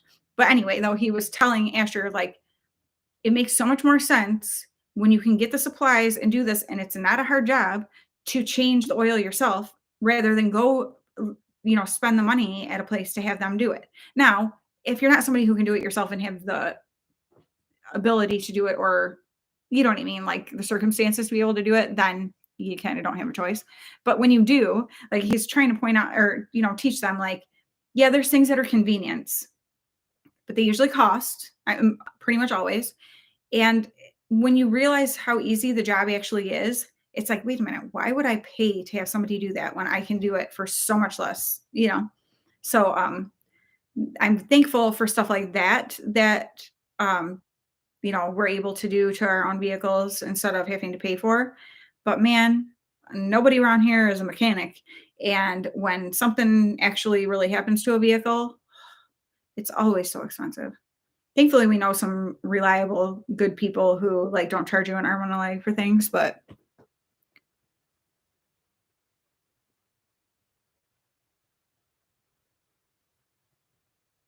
oh my gosh, Sue. It's so ridiculous. Oh, sorry, blocked. Oh, you guys will have to look if you haven't seen yet what I posted on Instagram a little while ago. Because my husband made a Target, an online Target purchase. When he told me what he did, I was like, "Brian." And he's like, "Well, to get to the free shipping," I go, "Well, there's a couple things that I need that I could have had you just add on to that order to get you to the free shipping so that you didn't have to." He's like, "Well, I'll use it. Well, oh my gosh, you'll just have to look at what it is." I'm like, "Oh my gosh." And it's true. It's not like it's something that's going to go to waste or something, but it's so obnoxious. So that I'm like, I text him at work. I'm like, "I just done called you out on Instagram." He's like, "Oh, real nice." So funny. Love it. My chair is making noise. I always feel like I have to tell people because I'm like, I'm not sitting over here cracking one off while I'm on the interwebs. Oh my gosh. I totally have no plans for dinner tonight. Oh, last night I made P.F. Chang's cupcake lettuce wraps, which you will see in a future video. Um, and they were so delicious. But tonight I have no plans for dinner. And tomorrow will be a weird one because of basketball. I don't know what I'm going to do for dinner tonight. Tomorrow's always a tomorrow's always, because tomorrow happens all the time. Um, game days are always kind of weird because there's not enough time in between school and when my son has to be up for the game to like, it's like too early to eat dinner. And also my son doesn't want to have a full stomach when he's about to play basketball. And it's always like kind of a weird thing. So it's usually a really bad eating night because usually I'm going to tell you what my typical basketball game dinner is. Ready for it? It's so funny when I mention these things. I'm like, I can't imagine why I've been gaining weight. I mean, now I'm not because I've been working on it, but why I was. Um, Definitely a bag of popcorn. You know, it's like the lunch bag, like brown paper bags, and peanut M&Ms and water. I guess it's not that bad. But definitely not a rounded out nutritional meal in any sense. So, yeah, that's typically so tomorrow, I will probably have popcorn and peanut M&Ms and water for dinner. And probably Friday too, because I think they play on Friday. Well, we'll see. It's districts, so it'll depend if they win tomorrow or not, if they play on Friday.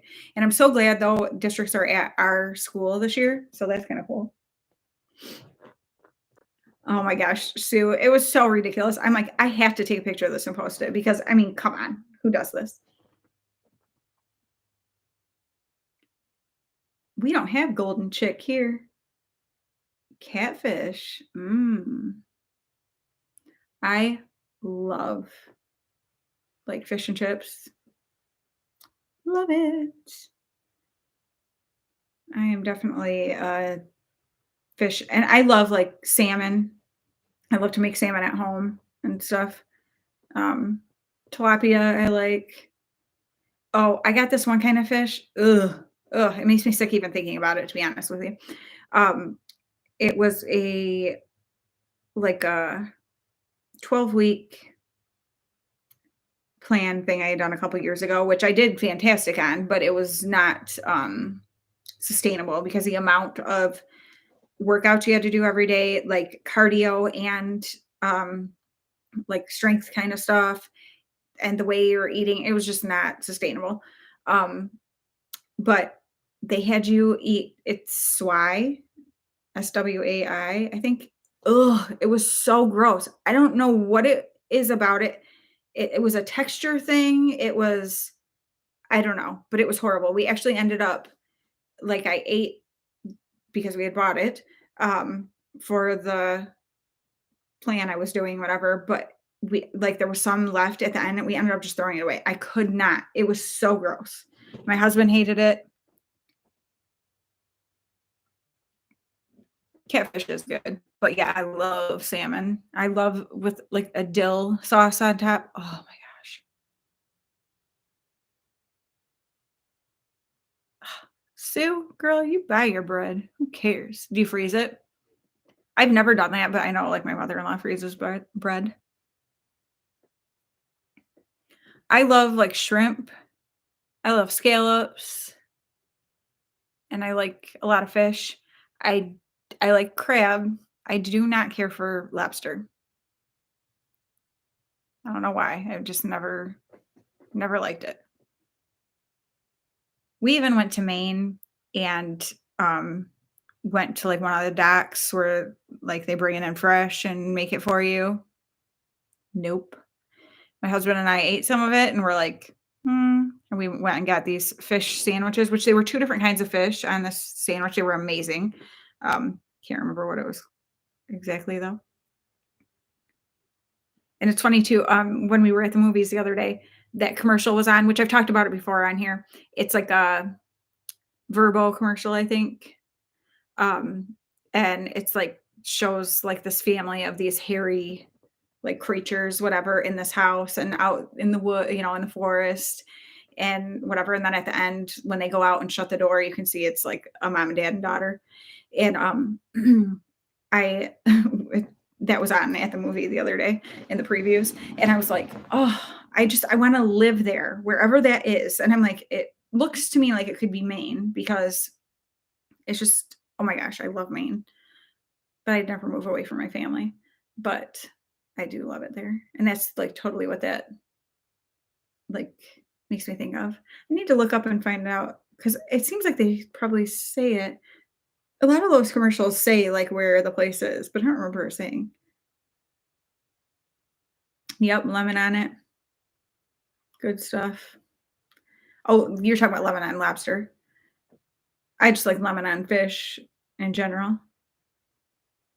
Yeah, my mom never froze bread, like my grandmas didn't, and so I never grew up doing it, but my husband's mom does, and I'm sure her mom did. I know I'm hungry too.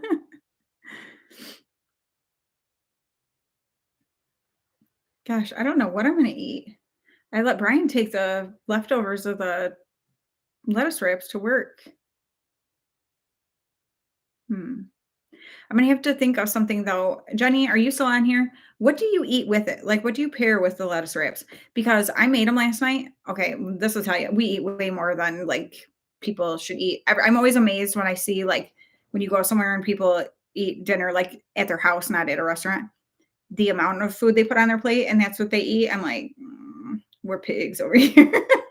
And I grew up eating big portions, I guess, and didn't realize it because I watch how other people eat and I'm like, how does that fill you up? Um, oh, I love shrimp. Um, but I made a double batch of the Oh, okay, Jenny, before you leave, what do you pair with the lettuce wraps? Like, what do you eat with them, or is that all you guys have when you have them? Because I made a double batch of them last night. It ended up Gavin and Asher weren't even home, so it was just Riley, Brian, and I that ate, and we almost demolished that double batch of it. But like Brian and Riley both said, it's like tacos where you could eat like 10 of them, you feel like. And so I was like, yeah, I agree. Like I need to have something that I pair with it next time. So when we went to our friend from Bible study, Noni's house, she made them and she made also this sweet chili chicken that was like chicken thighs and stuff. And I'm like, I'm gonna have to do something along with it next time. Because I'm like, if all of yes, American portions are huge, it's ridiculous. Because I'm like, if all five of us had been home eating, there it would not have been enough food. And it claims in the recipe that the double batch should have been for 8 people, 8 servings. I'm like, I don't think so. Stir fry veggies or noodles. Okay. Because then I was like, I could make rice, but Riley doesn't like rice. And but yeah, I didn't even think about that. Noodles. He would love that. Hey, Junior. Things are good. You're sort of here. I'm glad you're sort of here. Okay, good to know, Jenny. Thank you. Noodles. That's a good one. Riley would be very happy about that. Yes, egg roll in a bowl. I have made that before. That is super good. I should make that again.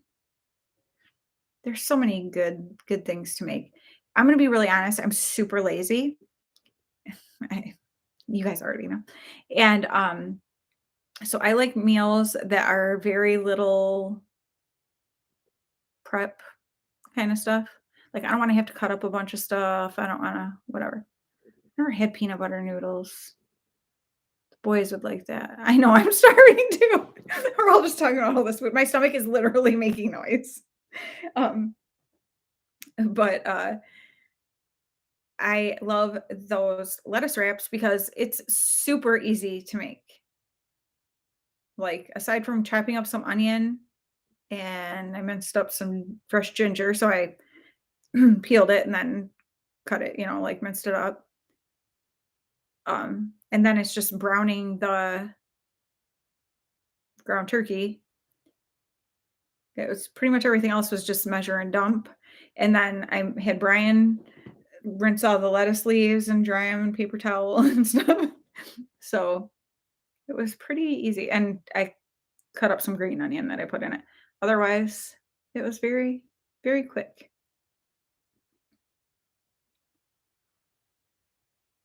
Yeah, I'm gonna have to do that, Jenny. Thank you. I know I can count on her. Jenny is like the queen of homemaking, and I'm not even lying. Like, she makes amazing meals for her family. Her house is stinking adorable, and she's just yeah, like, I wanna be you when I grow up, Jenny. She's much more ambitious than I am. Oh, yeah, junior. Well, it's so hard because it's like they're easy. And that was something I remember at one point when I was trying to lose weight. This was several years ago, but I was doing like those lean cuisine meals and stuff. If you look at them, they're so filled with sodium, which I'm like, and I blowed up like crazy. So no wonder I wasn't having much luck with it. And just, yeah. And same thing. One of them, which also just attests to the fact that I eat too much in a sitting, is like not enough food. Like I was like, okay, now what?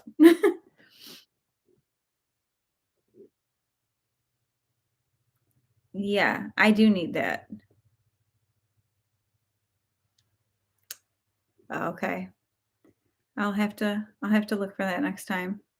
You guys, my stomach is making so much noise right now after as we're talking about all this stuff. I can feel myself getting skinnier as we sit here and talk. Uh, Toys R Us. I know. I was so sad when Toys R Us closed. I remember that being so magical. Oh, Myrna! Oh my goodness. Thank you so much. You guys are like, "Girl, you need to eat something." If I had DoorDash. No. Oh my gosh. Thank you so much. You were so sweet. You guys, I swear. I haven't had super chats in like months and months, which is fine. I mean, I'm not saying like, but like you guys are spoiling me today. Oh my goodness.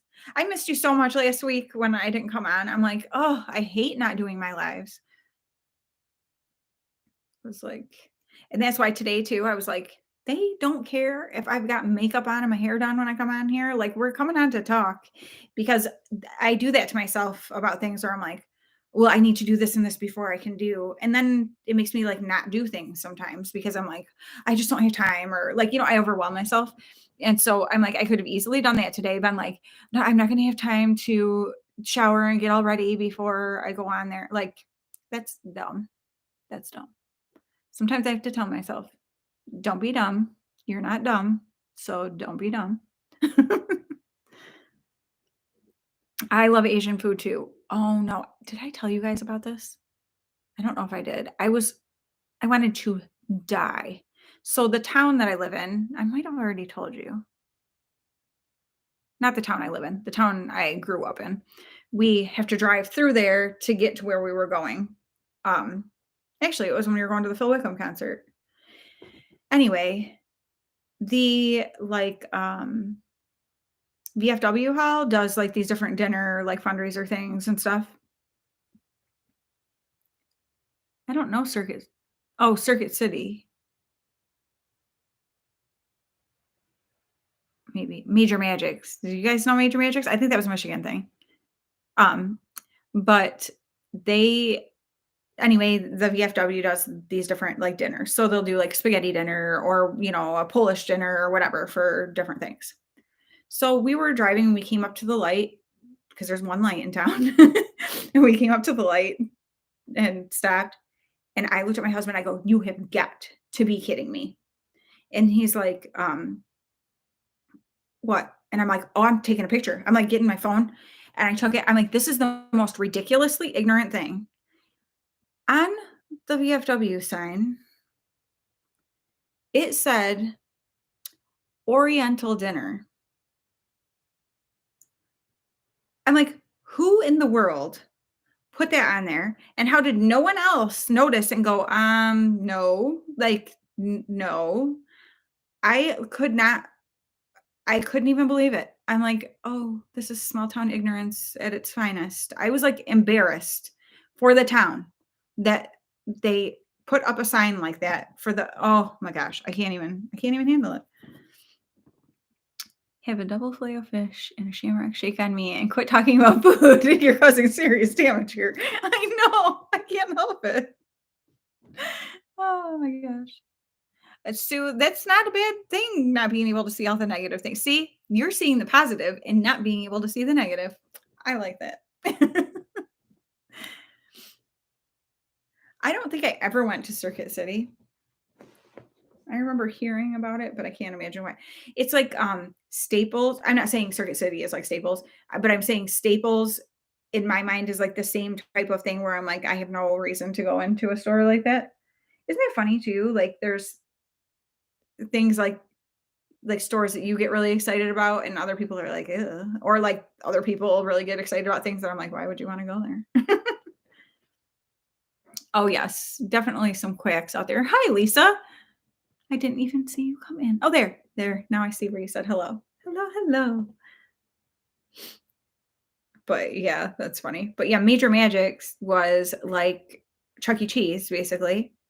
And so it had but it had like up on the stage all these animatronic like things, and they would sing and do. My favorite was there was a fox, and she played guitar, and she was in this fabulous shiny gold outfit, and she was my favorite. I loved it. But that was a fun place. Radio Shack. Does Radio Shack still exist? I think there are still some by us. Okay, electronic store. Yeah, and that's the thing. Radio Shack, any of those kind of things, I've just never been someone who had an interest to go into. Oh, heck yeah. Lots of things have failed. Huh. um, I keep seeing like all these makeup companies that are going under now. Like Makeup Geek announced that they're closing at the end of April, I think. Um, and I mean, Makeup Geek was like a huge, well-known company, whatever. I have to be honest, so many people raved about Makeup Geek. And so a few years ago, they were changing like from round pan eyeshadows to like square ones and whatever. So they were selling stuff really cheap because they were switching over. So I made two custom like Z palettes. So two 9-pan palettes. And I got one of their highlighters. Was that all I got? It might have been. And I got some. I put together a little 4-pan palette for Debbie, and I also did one for a giveaway, a 4-pan palette that I customized or whatever. Anyway, I am not a huge fan of those shadows. I was so disappointed in them. And so I was like, of all the years, like I heard people talk about them and rave about them and finally got some of their stuff. I was like, I was not that impressed. I'm gonna be honest. Have any of you tried Makeup Geek? Like, what are your thoughts if you have? Because I was like, okay, now they're selling, like they're putting stuff on sale to basically close out. And I'm like, I don't even think I want to buy anything. Like, even though it's gonna be so cheap and you're not gonna be able to get it anymore. I don't know. I was not impressed. Oh, I'm sure their price, and that's the thing too. The cost is going up for everything for everybody. Um, from starting with gas for trucks to transport things to places, which then costs, brings the cost up for the people who are getting the supplies that are coming on the trucks. And I mean, it's just a cycle. And you're seeing so many things go up. We were actually talking last night with my 19-year-old, he'll be 20 at the end of May, and he was talking about he's trying to save money. He lives at home, so he's trying to like bank money and stuff. And he's like, it used to cost me maybe $30 to fill my gas tank, and it's costing me like 50. And I'm like, it's bad enough for like us older people and people who maybe have like careers and like good jobs. These young kids who are trying to, start out in life, this is ridiculous. Like, I feel terrible for them. And so it's like they're struggling so hard with that stuff. You're seeing these companies that have been around for a long time folding because they just cannot keep up. Like, there's an issue here, people. That's all I'm going to say about that. Is what close to me? Junior.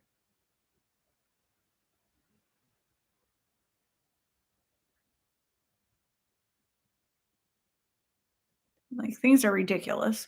Well, and I tried to tell, like, my kids because, like, my oldest just got engaged, so they're trying to save up money for a wedding and to be able to move out and all that kind of stuff. And I'm like, things are cyclic.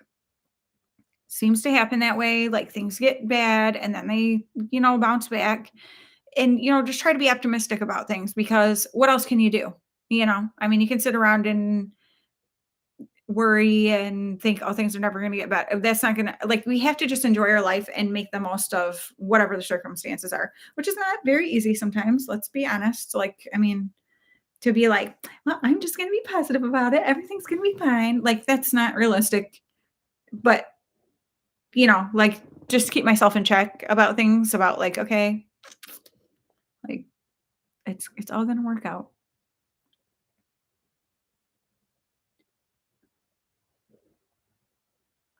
Oh, Junior. Yeah, no, I don't even know where Makeup Geek is based. It's like a company, so you order online.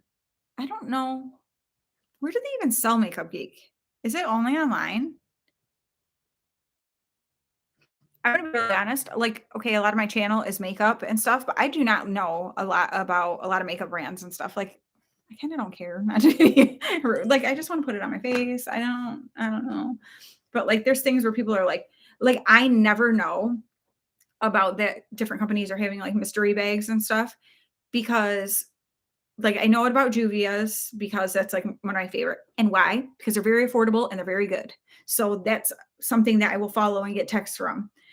But a lot of these other brands where people will be like Melt Cosmetics did a mystery box thing and stuff, or I think they still are, but um, I don't know about those because they're expensive brands. So they're not something I'm just gonna go order from. And so I don't follow them either. So I don't have like get emails or texts or anything from them to know that those things are happening because I can't, for one thing, I cannot stand getting a bunch of texts and emails about stuff. But yeah, my phone is blowing up. Nobody, and I'm dead serious. I hardly ever get like texts and I mean, not really, not very many. But isn't it always like when you're doing something, that's when you're getting them? Like, where I'm like, oh, well, because then I saw it was my husband. I see my husband's name, so I'm like, oh, is he trying to say something to me? No, it's a group conversation with our friends that we went to the movies with the other day. So I'm like, I'll have to read that after. But at first, I thought maybe it was him trying to say something to me, and I'm just ignoring.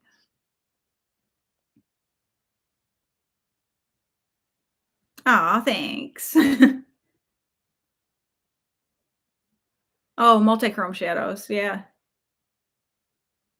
It's so funny too because there's so many, like, of the, any of the shadows that shift from, like, that burgundy to that blue, do you know what I'm talking about?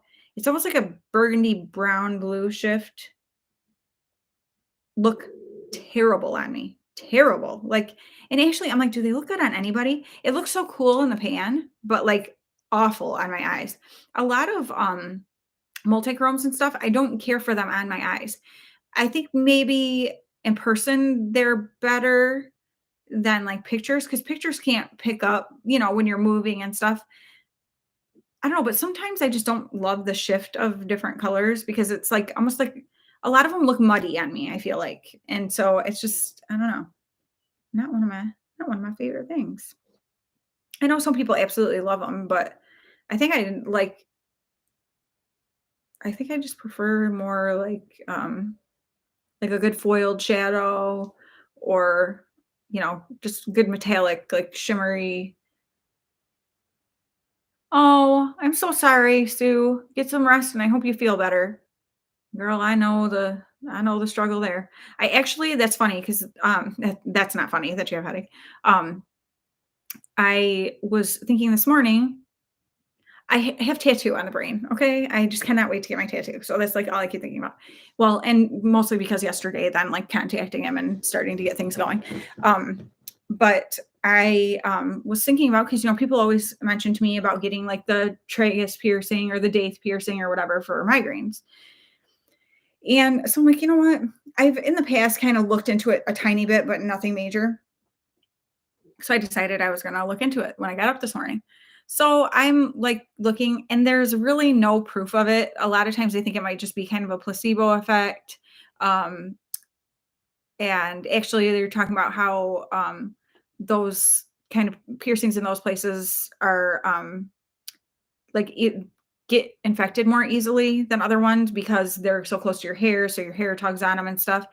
And whatever. Well, I used to have a piercing up here in my cartilage. I had so many problems with it. I had it for like a year and a half or 2 years and ended up having to take it out because it just repeatedly got infected. It was horrible. It was so uncomfortable. Well, then I had second holes too. Those I could only wear real golden or like it had no, yeah, I think it was only real gold that I could wear them. They would get all itchy and like ooze. It was disgusting.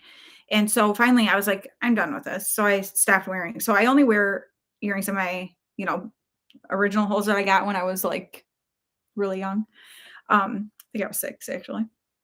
But those I have no problem. I can wear anything. I can wear cheap whatever in that hole and it's fine. So it makes me nervous to get a piercing up in here because I've had so many issues from here and up here. And so I'm like, so then looking into it more and seeing about like that there's really no scientific proof of it. People think because of acupuncture or different things like that, but a lot of times it's just, um, like at first it might work, but then it kind of fades away. I'm trying to think of what the word is that they called it. But anyway, basically that there's not really any scientific proof that it does help with migraines. And so I'm like, nope, that's an easy. I want to say easy pass.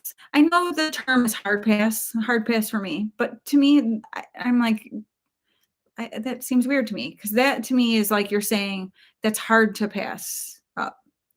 And I'm saying it's easy to pass up. Does anybody else feel weird about that saying?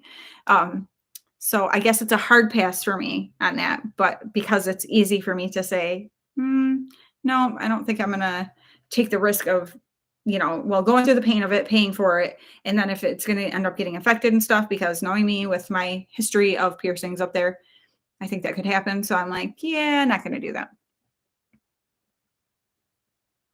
Ooh, green gold. I think it's the colors. I think the lighter colored ones are prettier. I think once you get into the more dark based multichromes and stuff, I don't care for them. They look more muddy to me. But the lighter ones, I feel like it's easier to see the shift in them and they just yeah, they look different. I like them better.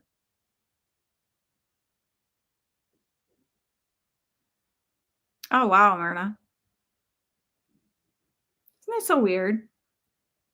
Yeah, I was like, okay, I never had a problem. Like my nose has never given me a problem.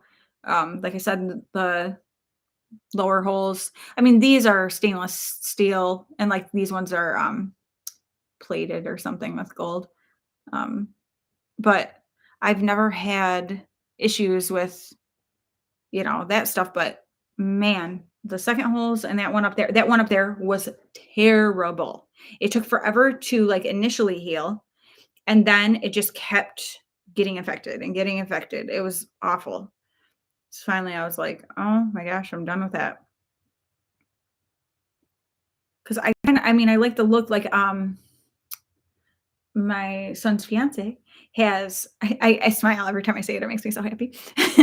She has the tragus piercing, and I like the way hers looks, and I like the daith piercing, like the look of those too. But they were also saying like if you do get it done, you need to make sure it's somebody who knows exactly where like that because the point is like going through like that nerve or something.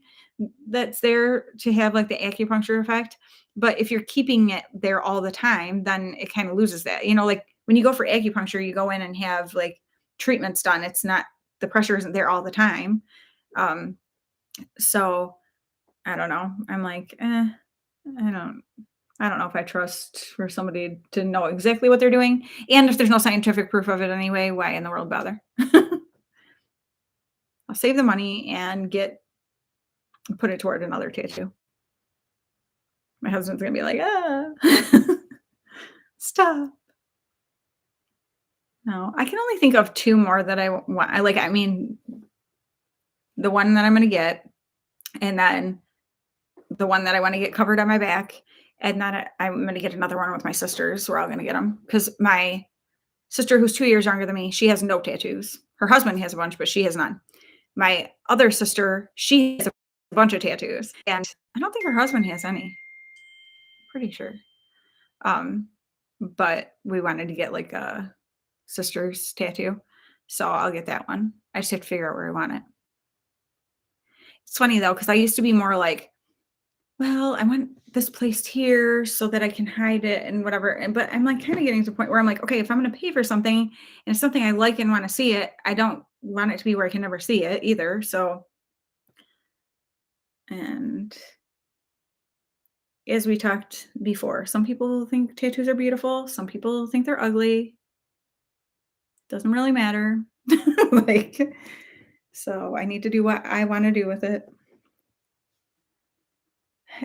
I love, there's something so magical, I'm going to say, about getting older and going, like, you get to live one time.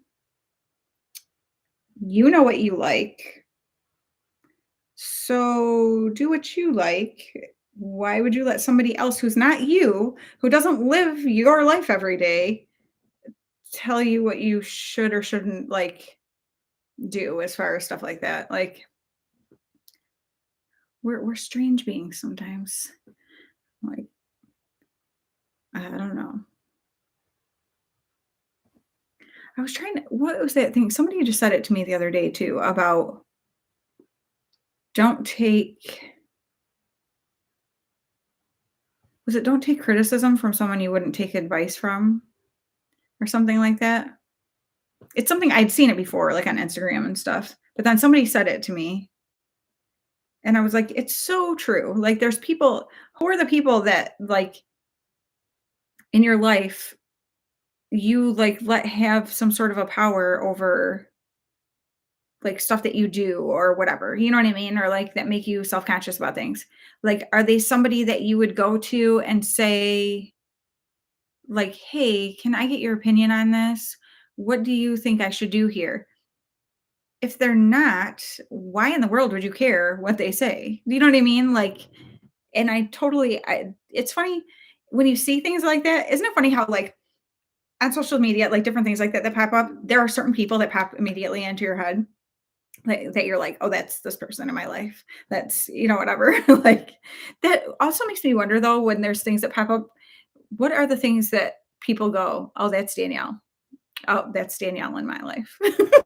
I hope they're not some of the things that I see and go, oh, that's so and so. And let's be real, we all have our things. Actually, my husband, we were talking the other day, and he said, you and your sisters all do this. I know Penny was on earlier, but the girl's got to pack and throw stuff away. She's on a time crunch. um, but he's like, you and your sisters all do this. And he's like, you do not let people slide. Like when somebody says something wrong or whatever, you like correct them. And I was like, I totally know what you are saying. Like I can recognize that. And it's not a good thing.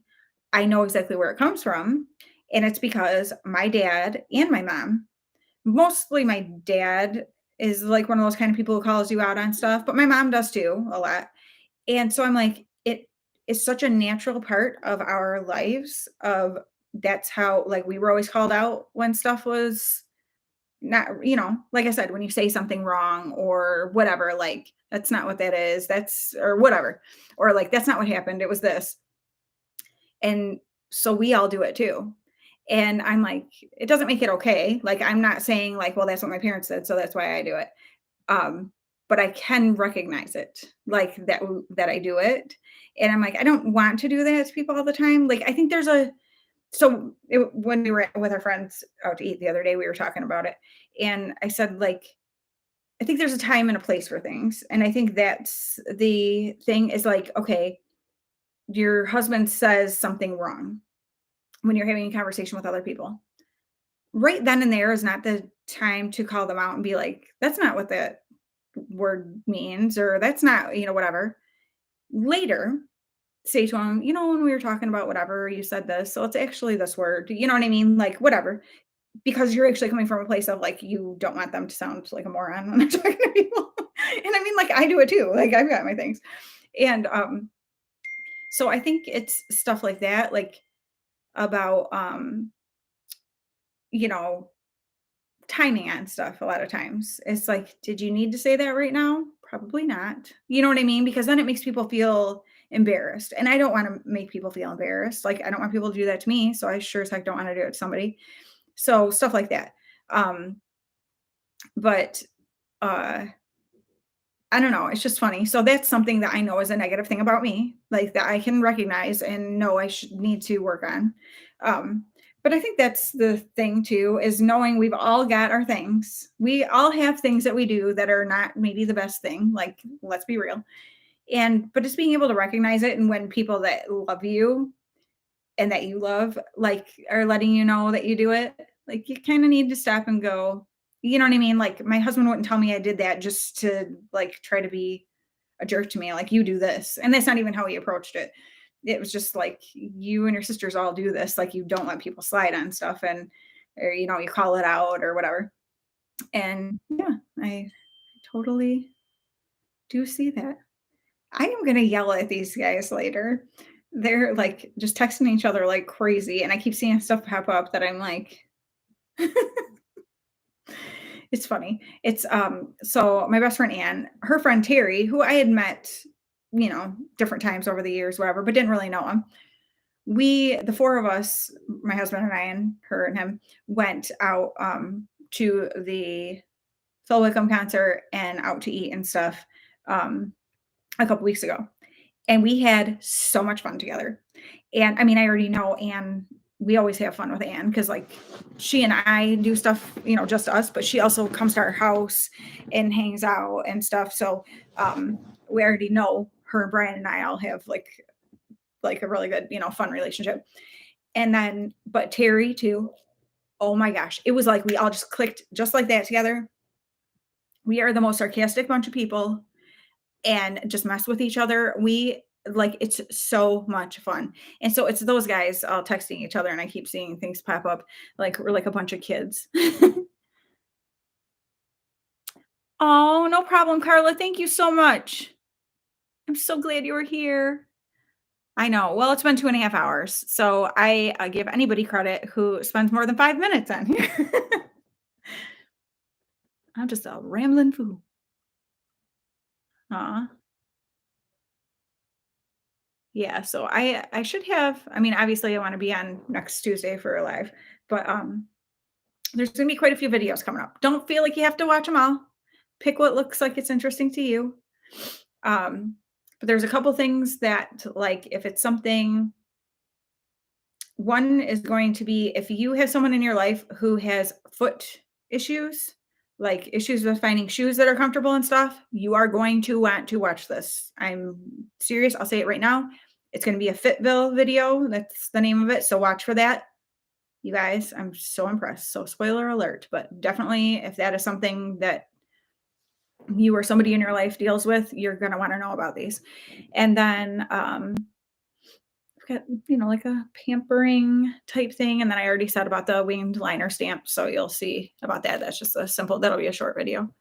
But yeah, there'll be a few things coming out and some other makeup stuff that I'm excited about too. One is kind of late coming because it's from the newest Gourmand Girls palette. And I wanted to do a 3 looks with 1 palette, and I kept getting tripped up in when I was going to do it. So I had done the original one, Then realized when I went to edit the other day that I had deleted the whole intro video when I opened it and the other thing that I got at the same time as that. I was so upset. Um, so I had to do a weird, just quick talk over or voice over pictures kind of intro. And then, but then I filmed the other 2 looks the same day, but it'll be fun because it's with wigs and the looks are all 3 completely different, and so that one will be coming very quickly too. So, yeah, there's those 4 videos over this next, like, week and a half or so, are gonna be coming out, so kind of a little more than I've been posting, and like I said, please do not feel like you have to watch any or all of them, but, I just thought I'd mention that, and if something seems interesting to you, check it out. But yeah, I guess I will let you guys go because my stomach seriously feels like it's trying to eat itself right now. So I think I probably should go eat something and just get a couple more things done. Laundry, basically, because it never ends. But that's about to get a little better too because Asher's not going to have basketball anymore. So we're not going to have practice clothes and jerseys, uniforms and dress clothes and making sure that your stuff is washed for certain days and like, no, I need this uniform this day and this. So that's kind of coming to a close. So that will be a little bit of a relief too. But all right. Oh, I just realized I have my main. I was talking about Maine, and when we went and have my Maine jacket on. Oh, wait. Who's Lisa Ann? Did I miss something?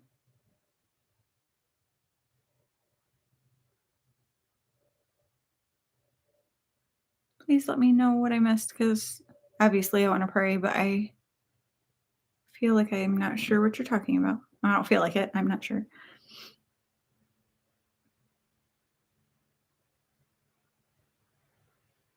Mm, definitely. There's so many people going through stuff. It's like, and I mean, I say that, but it truly never ends. There's always people going through hard things, but man, it's like, oh, I don't know who that is. Aw. Was that what was the name of her channel? Like, I felt bad when Mel Thompson passed away. I mean, obviously, I'd feel bad anyway, but I honestly had never watched her videos. I think I had watched 1 or 2 because I watched about her palette with Sydney Grace because I actually won the palette from somebody.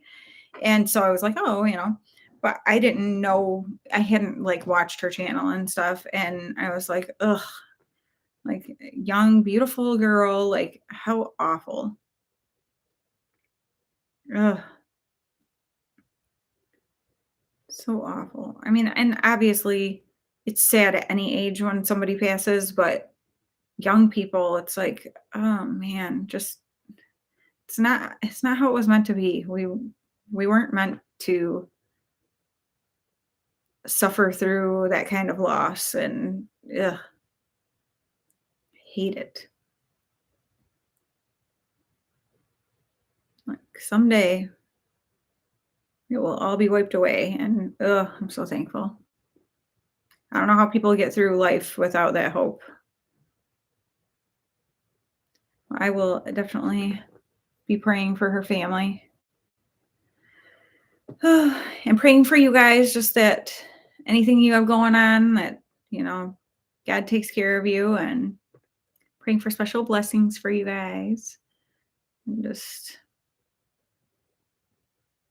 oh, how devastating. Well, thank you for letting me know. I love you guys so much. Thank you for spending so much time with me and just for being awesome. Thank you for my super chats, all you lovely people. And yeah, I definitely have a double fillet of fish, fries, and a shamrock shake on my list of things to be happening soon. So I'll take a picture for Instagram and put it on there when I get it. Be like, thank you, super chatters. You guys are so awesome. All right. I love you guys. Have an awesome rest of your week, and I will see you next Tuesday. Bye.